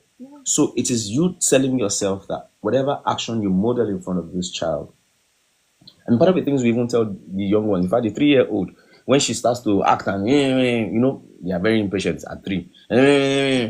We start to tell her, patience is a virtue. Patience is a virtue. You must have it. You must learn how to be patient, right? And so basically, it is to understand what the end point of that argument is, and to say to yourself, this will bring us closer, and this would not bring about one person winning the battle and then you are losing the war at the end of the day. Thank you. Thank you, Shine. God bless you for those submissions. IJ, I'm not sure I understand this question. See, I have a question. All these arguments and the marriage, please. I agree with what Shine says. When you have these arguments, you're sharing your emotions and you are trying to resolve the issue at hand, correct? It's like peeling back layers, you want to prevent resentment. So I was just asking, in a situation where it's arguments and one person believes that it's a debate, and then the person who's a little bit wiser steps back and is like, I can't argue with you because this is not, I'm not doing a debate. We're not going back and forth. And there's same arguments, no growth, no compromise. So biblical, I just want to understand your point of view, because I know that you support, the Bible is very important. So I was just curious, how would a couple go about that if they're having ongoing arguments for years, but there's no change? Okay. Almost Almost IJ. I do. If you're using earpiece. Okay. Um. Okay, maybe if you mute, but I really want to hear if you have any other thing to say to that. But thank you. I do understand that, and this is reality. Sometimes, as we're talking argument, sometimes it's for short period before it's resolved. You move on. But some arguments could be years, and I can't get that. I understand that. So my question will now be to both of you, like quite a number of you have said today, what is the end goal of that argument? What are you trying to achieve at the end? That argument lingering on for years and years. And obviously you've tried within your power, within both your capacity. Of course, we know what the Bible says about not allowing anger or whatever to go overnight and all. We understand all that. But this argument still lingers on. It means whatever it is has not been resolved. Whatever it is, nobody's willing to compromise. And whatever it is now beyond the two of you because it's lingered on for so long. Have you actually thought about getting professional help? Because or a mediator, yeah. So either that, but I would rather you go for a professional person because a mediator might just cut across both of you and they might be swayed to one side because they might be biased and all of that if they know the two of you. Go to a neutral person, somebody who doesn't know nothing about both of you professionally. And I know that that can also be a thing because your spouse may not even want to go there, and maybe you're willing or your spouse is willing to go counseling, you're not willing. That could even make it more prolonged. But at the end of the day, if it's because it will encroach on your peace, your joy is affecting other aspects of that marriage. If there are children involved, of course they'll be like, for years and years, these people, this particular thing, they never get to a compromise as such. Then maybe you leave it. This is if you decide to do it by yourself. It's very draining. It could be very draining, and it start bringing resentment. It start bringing bitterness into that relationship. So you have to really be careful. Otherwise, one person may just have to be the bigger person. However, it depends on the matter, because if it's life-threatening or if it's going to be dangerous for the whole family eventually, that's what I'm saying. What is the end goal of that thing that is not resolved? So these are ways you have to look at it critically. And then maybe you might have to change the approach or the time you approach that particular thing. I don't know what it is. So it could be that you plan a 3-day getaway, or it might work, it might not even work. Do you understand? But you know your spouse. And for you as a person, if you're tired, you feel drained, you don't want to go into anxiety, depression, and all of that, you may just have to let go. Let go and let God. Do you know, sometimes, I don't know, something happened to me recently. Okay, I was sharing with a friend. I said, once upon a time, I'll be chasing after people. Like, maybe I just met this person. I'll say, no, it will not be on me that this relationship will break. So I'll call the person, text the person, send words of encouragement, do this, da, da, da. And I was doing that like 100%. I will get maybe 10% back. And I was always doing it. And at some point, I said, I'm not getting younger. I'm tired of chasing. If friendship will last, let it be. If it's not 2 ways, I'm not doing any more kind of a thing. In fact, when I noticed that it's like all the friendship that I was kind of holding on to fizzled away, I said, I will still live life, so to say, because I had to make up my mind. Just let me be. God, as long as I'm hearing Holy Spirit, me, I'm fine. And guess what? People start calling to say hello. You haven't called me. The things I was doing, now they're the ones doing. And honestly, it's like I'm not even interested. So sometimes you may have to let go. And above all, I don't know how strong you are in faith. Do you know the secret to that long argument lies with the Holy Spirit? I can testify, if I have to think now of a particular issue like that, the Holy Spirit told me what to do because I was out of ideas. Going counseling at the time was not the situation, so to say. And what he told me to do, I felt I was cheated. I felt, no, this is cheating. Holy Spirit, no, how? But I went on and on. I couldn't sleep. Now I've heard the solution. So it's now on me to do. I said, but you should have told him to do that, not me. I was still arguing with the Holy Spirit, yet there was no peace as such. Until then I said, you know what, God, I surrender. This is what you want me to do. Okay, let me be cheated. Okay, I'll let go. And I just let go. Honestly, it was like magic, the way the things transformed. I'm like, had I known this was how the outcome would be, I would have let go since. But I just felt, no, this is cheating. I'm not going to now. Even Holy Spirit, this is cheating, But then that was the solution. I never saw it as the solution. So if you're really close, pray. It might take time to pray and fast because this thing is stealing something from you, from that relationship. we shouldn't be so. That wasn't part of God's plan for any marriage, I mean, to be enjoyed or whatever. No. So you may have to do extra, because certain times, issues like that, it would take you to be intentional about resolving it. Otherwise, if you want to prove you're right, you're right. Even if you're right, the Holy Spirit might tell you to let it go. Let them take it. Let them have their way. Or let them do this. But you feel, hey, we'll suffer. Let him. The moment you hear let's go, you just let go. Sometimes you will cry because you let go. You will cry because it's that painful.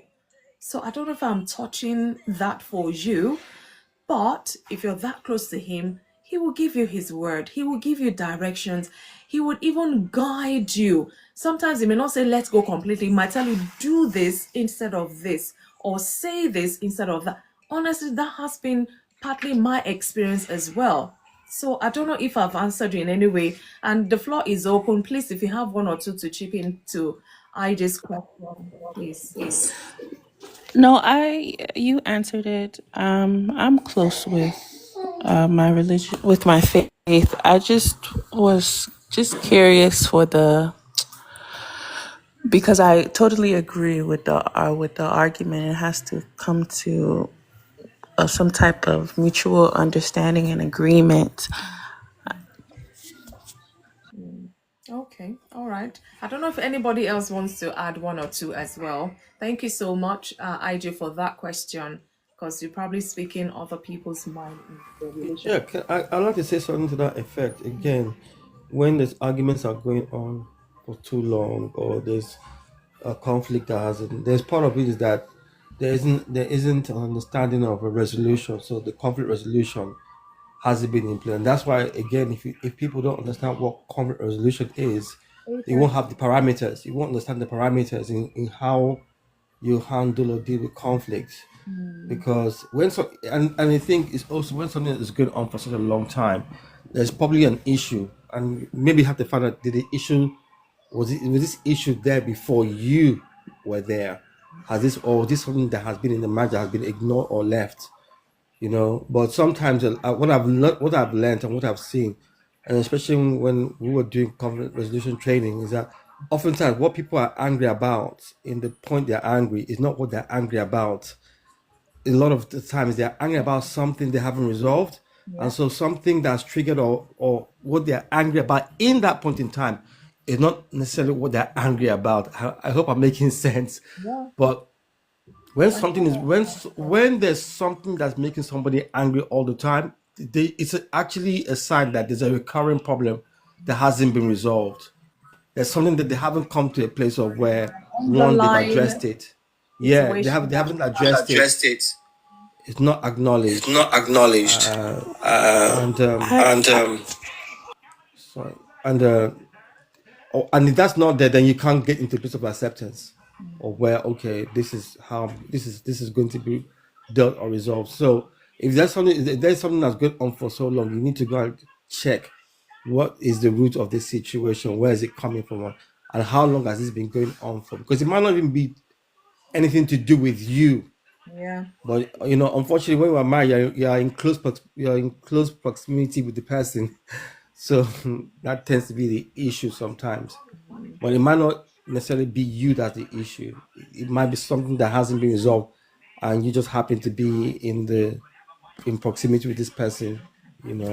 But that's just my 2 cents to that that situation. situation. So Thank I'm you. sorry to take. I'm sorry to ask. This is my final question. I'm sorry, everyone. But to elaborate to that, what if it comes to, that there's resentment and one spouse has apologized, but that other spouse has verbalizes that they've accepted the apology. They've accepted the apology. However, but they continue to bring it up whenever they do feel intimidated or insecure. They bring up the past hurt, and the other spouse is like, I thought, we moved on from this, but it's like it's like you're being punished by your spouse because of something that happened and the other spouse has apologized. I don't know if anybody has any guidance or any thoughts. You know what? It depends on how big the hurt is. Whatever, has happened in the past that they've forgiven. Because the truth is, you may have forgiven, but you may not forget. And any slight hurt again, could be years after, can trigger that experience. And then you find out that what they say is like, it's been 4 or 5 years, you're still bringing that back. And they know quite all right that they're not meant to, but they've said whatever already. So individuals are different. Individuals are different in terms of letting go of past hurts. One of the causes of frequent argument in marriage that I mentioned in my talk is past trauma. So it's even beyond you. It's even beyond that thing that you've done or whoever has done to offend whoever. It could be accumulation of traumas from the past that they haven't really dealt with. They've not processed as such. So you find out that you just throwing spoon in their cup of tea will trigger that thing you thought they've forgiven because it's triggering other bits from their past they haven't dealt with. I don't know if I'm making sense, and I'm not making excuses, but these are things we do in counseling. These are things we do in psychology that people don't really realize. Human, normal people, an accountant or whoever, they don't know these things are there. They don't know these things trigger them. Imagine someone who's gone through a trauma when they were maybe say 13, and somehow life became better. They were okay, they grown up now, have relationship, and then the child became a teenager and something just triggers them and they change their behavior. They're now so angry. And you'll be wondering, who is this person? Who has replaced my wife? But what happened to them when they were 13 that they bottled, suppressed, and pushed down, felt life is okay now, I'm good, and now this is their child and it's triggered for them. A lot of people ordinarily would not think anything to it. So what am I saying? This person that said, are you forgiving me? But why do you keep saying it? It will take time. It will take time. But if you find out that they keep doing constantly, you now have to find a safe space, how would I put it, a comfortable space to actually use the sandwich approach.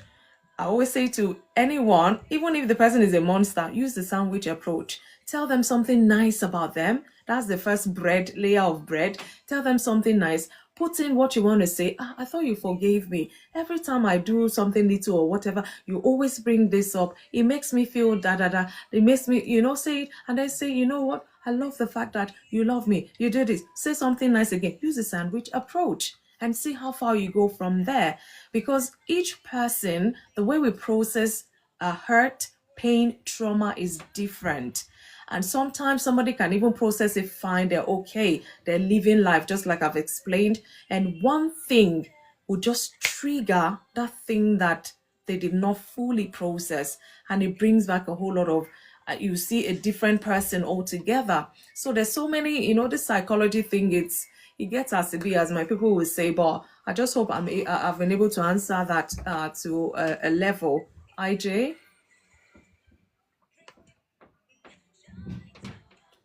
IJ's word, are you still there?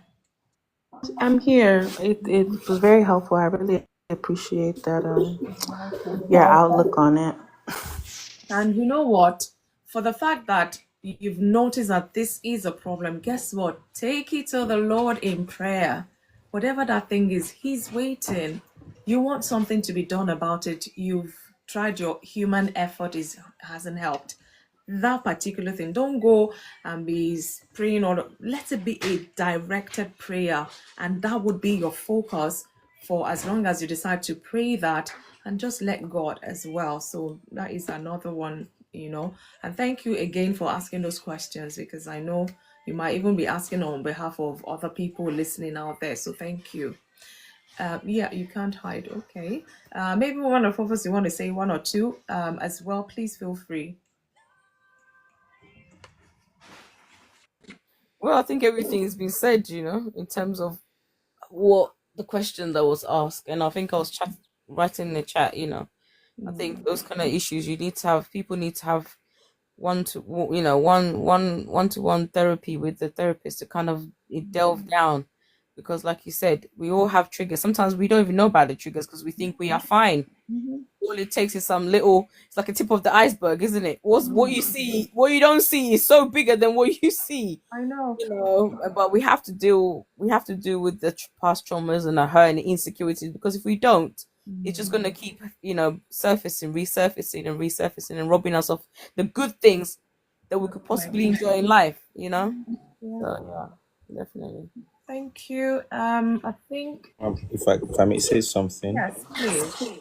I think it would also help if both parties are not sponges, right? If both parties are not just absorbing things.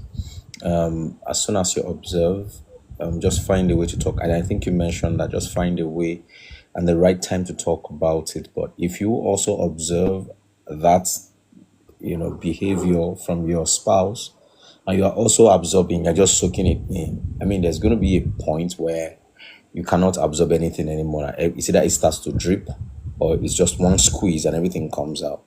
So don't just soak everything all in. Just always find the right time to have that conversation with your spouse.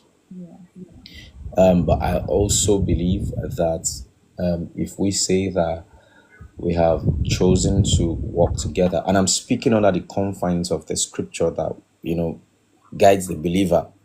I'm not saying generally speaking, but I believe that if we have come together to say that we are together forever, there probably shouldn't be any ground where you can't forgive and learn to forget. And I had to use the word learn because you have to. How many things you really want to stop in your hard drive? Really? I mean, how many things you want to stop in your memory? I know you have a large capacity, right? And right now, probably you have just used only 20% with all that you have done in your life. But then, would you want to now use the remaining 80 to store up hurts and regrets and blames and all of the wrongs? I think that, I mean, the moment that was mentioned, sorry, please don't think I'm driving things to the extreme and I'm not a realist, or I'm not being realistic with the truth. I mean, my approach would always be, God says that my sins and my iniquities he would not remember anymore. So why am I here storing up the sins and the iniquities of others in my head? And every time something goes wrong, I'll always try to pull the past to deal with the now. I try not to even pull my own past because it was a mess to deal with my now, right? So why am I pulling other people's past to deal with their mess? However, I also think that the way God has also made it is that your spouse is your helpmate. I mean, for the man, God said, I will make a helpmate for you. And so maybe you can even be the first point of call with respect to who the therapist really should be, by finding time out to help them also, come out of that shell, come out of that pain or that anger. I just know that anybody who is angry is not angry at the future they're about to embrace. This was an encounter I had a few weeks ago. And the Holy Spirit said to me, you cannot be angry about the future you are yet to embrace. You're only angry about the things that happened in the past and the events that are past. They are right behind you. Don't focus on that, because if you do, you will live your life perpetually in anger. If you focus on the future, you will embrace it with curiosity, with faith, and with strong belief and prayers to God to make that picture that He has painted for you become your reality. You cannot approach that future with anger. You are only looking at the back, and then you are regretting and you are thinking of the things that people have said or people have done. That's why you are acting in anger. I just pray that God will grace you, or anybody who is going through that situation, for you to also stand in that place where you can also help your partner, your spouse, out of that issue in their lives. Because before you now drag, because sometimes, and I think it's been mentioned here, it is not everybody that will I think it's Elder Debbie that said it. What if they don't want to go to, what if they don't want to see any therapist? Will you tie them rope in the neck and drag them to a therapist? You can't do that. Neither will you bring a therapist to your house and give them a room in your apartment and say until they see, or it might not work. Or maybe you might be the first point of therapy that they would have. But there is one thing I know, that in marriage we keep learning things that we can apply to make our lives better. Having said that, is it possible that you also go a step further and learn? You might probably not take a course, but just learn one or two things that you can do to help them come out of that. But in all of this, just make sure, and this is one truth I tell any couple that comes to me, just make sure that your joy is not tied to your marriage. Make sure that your wholeness is not tied to your marriage, because it means that the days and periods where your marriage will be hitting the rocks, your life will be miserable. I know I know what that can do to you. Make sure that your wholeness, and I'm very, very particular about your wholeness, that your completeness is not tied to your spouse. Because God said a man and wife, they were both whole. They were not half and half. Our our worldly approach to it is 1 + 1, right, is equal to 1. Not half plus half is equal to 1. So you please find your wholeness, find your strength in the Lord. If you're a Christian, find your strength in the Lord. If you are not, please surrender to the Lord and find your strength, your succor, your joy in the one that you can sit in the corner of your room and cry to, be very vulnerable with. You can talk to him at any time of the day. He doesn't go to work. He's not busy to listen to you. He doesn't have a schedule or a timetable. You can cry to him in the car, anywhere in the world, and he will listen to your cry. And send you that peace almost immediately without having any form of argument with you. I'm not saying that God will not have a conversation. There are two different things.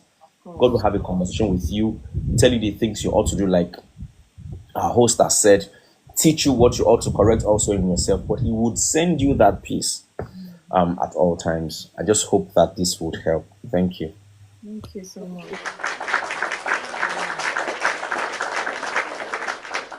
Thank you so much. IJ, I don't know if you have any more questions. I mean, this is one of If I'm allowed to, does emotional intelligence matter? Like, what if one partner is very emotional intelligent, like able to journal, reflect, and they've offered this to the emotional intelligence is very low?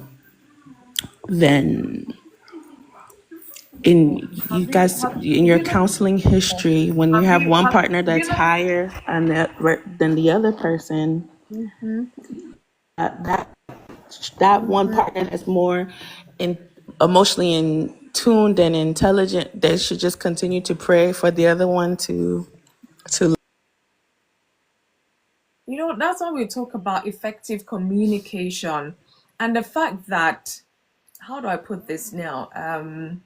Who is determining who is more emotionally intelligent? Who's determining that? I mean, there's situations where you know that your partner has empathy for you. Like if you fall down and they help you up, versus you fall down and they look back and they keep going. Wouldn't that be something that you can use to? Okay, yeah. There was a client that I had. This is some time ago, anyways, and he came on and said quite a number of things, and most times the wife would be the main focus because he wants certain things. He wants to feel more love from her, and all of that. And as he was speaking, I said, okay, tell me, what do you know about your wife, her childhood growing up? And then he said, oh, the mom abandoned her, had other man, had other children, now siblings. He said a lot of things. And initially, before we got there, he said a lot of things about he went astray. Yeah, he came back, apologized. And this is 7 years on. and they're still having issues. And when he described the wife, I had to go there. I'm like, what her upbringing, what was her life like, her parents, and all of that. By the time he finished talking, my dear, I said, look, you want certain things in this relationship. Are you willing to help? Because she didn't grow up with the love of both parents. Even the man, at the time of counseling, if he's getting heated up, he'll go to his parents. He's very close. The parents are still together. They showed him love with his siblings and all of that. I said, look at your wife. You're trying to squeeze out water from a rock. It's going to be hard. It's going to take a lot of work from you to her, because she cannot give what she doesn't have. You saw them before you married them. There were certain things that would have probably been a red flag because of whatever you may have overlooked, or you were not even mature enough to see them at the time. But you've chosen to spend the rest of your life with this person, and they are in there. You're going to see the good, the bad, the ugly in them, meaning you're going to do all of life's whatever with them. Whether it's good, you're going to do it. Whether they're emotionally intelligent, you're going to do life with them. Whether they are not, you're going to, and hoping that they're going to grow at your pace, maybe not. Forever, you may be the most emotionally intelligent till forever, but you now have to learn to manage your relationship in that space. Because if you keep seeing like you're high there and they're down there, it will be you versus them in your emotional intelligence. So you will now have to be creative and maybe bring them up on board to your level, because they might not even know these things. I don't know if they know these things or you're aware, or have you ever sat out to talk certain talks with them, maybe because of a situation you're like, oh, you're supposed to have done this. I thought you would do this, but they were far from it. They're not even thinking to do that. You would think any normal person would have had empathy to have done that same thing, but they're not even there. So it will take you back to their upbringing. How did they grow up? In what circumstances? Because sometimes we neglect these things when we're trying to know each other. Try to know their siblings. How are they with people? How do they behave? There's so many things we can go into before even now comes to a marriage. Say you forgot all of that, or you didn't go through all of that, but now you're in this marriage now. Is a learning ground. You're not perfect. Your spouse is not perfect. But together with your imperfection, you're going to enjoy life together. There's shortcomings you would have to sometimes overlook, because if you pay attention to it all the time, you will just keep seeing that alone, and it will build resentment. It will build superiority that is not necessary. And you look at them like, this person is not just emotionally intelligent. Would they ever be? That's all you will keep seeing. So you have to learn to come down sometimes to their level and together rise up, because you are that intelligent anyways. So this is where the sacrifice comes in. This is where the tolerance would come in. This is where the compromise will come in. This is where the understanding will have to come in. One person would have to be the bigger person, as they say, even though they're not living up to expectations. And sometimes they don't even know you have certain expectations of them when you don't sit and talk about these things. So I don't know if I've helped with that as well, as much as I can. Please. Sorry, I like to add. I like to add to that as well in terms of the intelligence aspect. One of the things when it comes to as believers is that everything that God gives us is not to dominate or to prove a point. It's actually to build and to develop. And one of the things the scripture says is that love builds up. So if you like, I'll give you an example. And I'm in my marriage. What we recognize, one of the things I've learned that's really helped is learning to do what will build the other person up, will bring out the best in the other person, rather than when we spend too much time looking at the flaws or what they're not doing right. That's what you're going to get, because that's the perception we are working on. But when we start looking at what they do well and then up that level to a very high level, you'll find that it starts to compensate for the other areas. There's a say As they say like, when you are in a car and you're about to veer off, you look in the direction you want to go. You don't drive in the direction the car is trying to take you. You go in the area you are going to go. So it's very important that in our marriages, as much as we, if it's working, it can get better, and it gets better because we keep doing things that will make that marriage get better. So what I mean is that the Bible says love builds up. What are we doing that is going to continually build up the other person? Because whatever we invest in, that's what we get a return on. That's what we tend to get a return on. Whatever we sow into, that's what we're going to reap from. So you're not doing it before this person. You're doing it as unto the Lord. And really it's for us, because whatever we do to our spouse, we're actually doing it for ourselves long-term wise. That's the reward. That's the harvest we get, is that we start to benefit from the very things we are doing. That's part of how we get the good things in our marriage, is by what we invest in the other person. And then we reap that as a benefit or as a reward or in some form or the other. But love builds. So we got to do things that are building the other person. We're doing things that are creating, we're consistently creating an environment where we are doing well. That's the key. It's to look at how can we consistently create an environment where we are both doing well. And someone initiates it. Hopefully it's the husband. But if it's not, we're all heads, we're all leaders in Christ, we're all leaders. So someone must initiate the process that would consistently create an environment where things are going to do well, where things will grow, we're thriving. We're going to do those kind of things. That takes both of us, but someone initiates that. So it's very important to do that. And I'm telling you, these things don't happen by accident. A good marriage doesn't happen by accident. There's an intention, there's a design, there's an effort that's put into place, and you begin to consistently plan, what can I do to start making this thing work better, do better, and eventually we can grow together better. Thank you. Thank you, Leslie.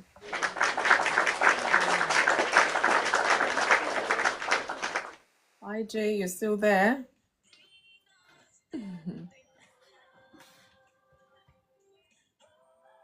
Okay. I don't know if you want to bring it on, because I'm looking at the time we can round up. Please feel free, as many questions, within the time we have now, we can still attempt. After all the talk, shared experience, it's always good to take, questions like this, because we're talking marriage, issues are happening that is, draining, leading to burnout, depression, anxiety, and all of those things. So let's talk about it here. I don't know why. Is it the thing that is dropping Elder Debbie for whatever reason? So IJ, do you have any more questions, or you're good?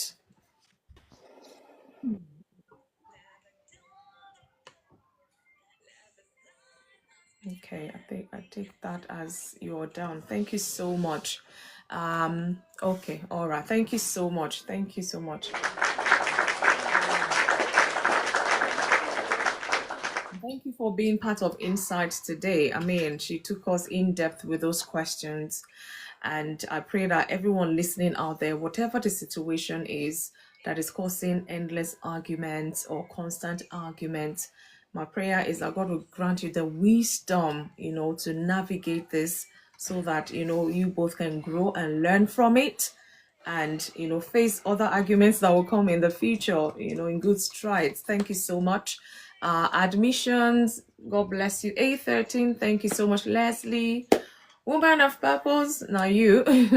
Elder Adegbenga, thank you so much for coming back. Shine. Thank you. Elder Debbie Gazim. Oh, you want to call Elder it? Shine, you say Elder Shine. I've told you, let's not be arguing on this matter. Exactly. Light. Thank you so much for your submission. No argument. Offering time. I'll become hedgehog in this one now. I'm not a rhino. Thank you, IJ's World. Stop shouting Jesus that way. When you want to shout Jesus as an elder, you say it poshly. Jesus, you don't shout like that. The way you type it, it shows that you shouted it, You're an elder. You cannot run. Hello? Thank you, Elder Benga, for sharing your, your real life story as well. That drove home a lot of things. And like I always say, it's always good to reflect on the things we've heard here today. Sometimes you might feel, we're okay. It could just be tomorrow. You find out that somebody said this and this was what they did. You can draw from their wisdom or from their actions because you heard a positive result. Outcome of it. So this is what we're here to learn from one another. Pick the good bits. You know your spouse better than anybody. I know my spouse better than anybody. And one or two things we may have heard tonight might just help us to get into that better place in all our relationships. So it helps to have real life matters. I know it does. It drives it home to let you know that you're not alone in this journey. You are not alone. Even though I'm 26 years in it, sometimes I feel like I've just started, to be honest with you. And till Christ will come or till whatever. So it's a learning phase all the time. It's sacrificial. It takes compromise, takes tolerance. Sometimes you just look and say, it's like all of a sudden your eyes open. How did you end up here? But you're here. Where do you go from here on? Do you want to make it a positive journey or a negative journey or an argumentative journey or an understanding journey? It's my decision to make it. So how I make my bed is how I'm going to lie in it. Is it going to be bed of roses? Remember we talked about that a few weeks ago. No. But I've chosen the path of life in marriage journey with this person, and come rain come shine, we have to make it work. God helping us. Where our strength stops, that's where God's soul starts from. So we best bring God, the author of this marriage institution, into the matter so that we don't suffer needlessly. Pray if you must. Be more patient with your spouse if you have to be. Pains will come. If I say no, I'll be lying. Thorns in there as well. The good times, the bad times. All of this makes that marriage, that journey you're on. And as you're overcoming one challenge, another one is waiting. As you're overcoming this argument, another one is probably coming tomorrow. So we just have to keep forgiving and letting go and all of that. So heal, to restore, to get peace back, and until maybe Christ will come when we'll all meet with him. Thank God there's no marriage in heaven because it's a lot of work. I must confess, it's only Christ that I want to be married to when I get to heaven. No, I'm just kidding. But all the same, when we get to heaven, my husband will be brother. Me too, I'll be sister for me. They will not get there and say, yeah, hold hands. Oh, where are my household? Oh, yeah, let's go. Our family. We'll be brother and sister in there, just singing praises to our God. But all in all, pray for wisdom. Pray for wisdom. Whatever you see that is missing, pray about it. And I believe strongly it's just a matter of time. God will come through for you. Say there's nothing impossible with him. So we have to trust in him. And like I said, he orchestrated the marriage institution. He has all the plans, beyond even what the Bible has for us. There are certain things that is not verbally written in the Bible, but the Holy Spirit has that. So ask him and he will give that to you to help you in your marital journey. So thank you all so much for another amazing, insightful night here on Insight with FunmiRoyal. Thank you so much. God bless you. I love you all and I appreciate every single one of you for always turning in every Monday, every Thursday. Honestly, God will only be the one to reward us. And let's take this to our communities. Anywhere you find yourself, be a good example, whether it be marital, in your work, as a believer, whatever it is you do. And again, self-care, look after yourself. If you're waiting for everyone to come and look after you, they probably even are still struggling looking after themselves. Look after yourself, love yourself, care for yourself, and then extend that to people around you. Thank you so much. Do have a wonderful night rest. Enjoy the weekend. And for those, I think there's a bank holiday Monday. Enjoy if you're in UK. Otherwise, please be safe out there and just keep trusting God. That's all I'll say. Thank you all so much. Have a wonderful, wonderful night rest. God bless you all. Thank you so much. Shine to the whole world. Thank you. Bye-bye. Good Light, let the dawn of a new day bring understanding Wow. and love. Thank you. Oh, in. Gracias. Thank you, Mr. Shine. I saw your wife not too long. She popped in and then popped out. I was trying to look for her, but she popped out already. So my love to her as well, please. Good night. Thank you, Debbie Gazim. Thank you. God bless. Good night, everybody.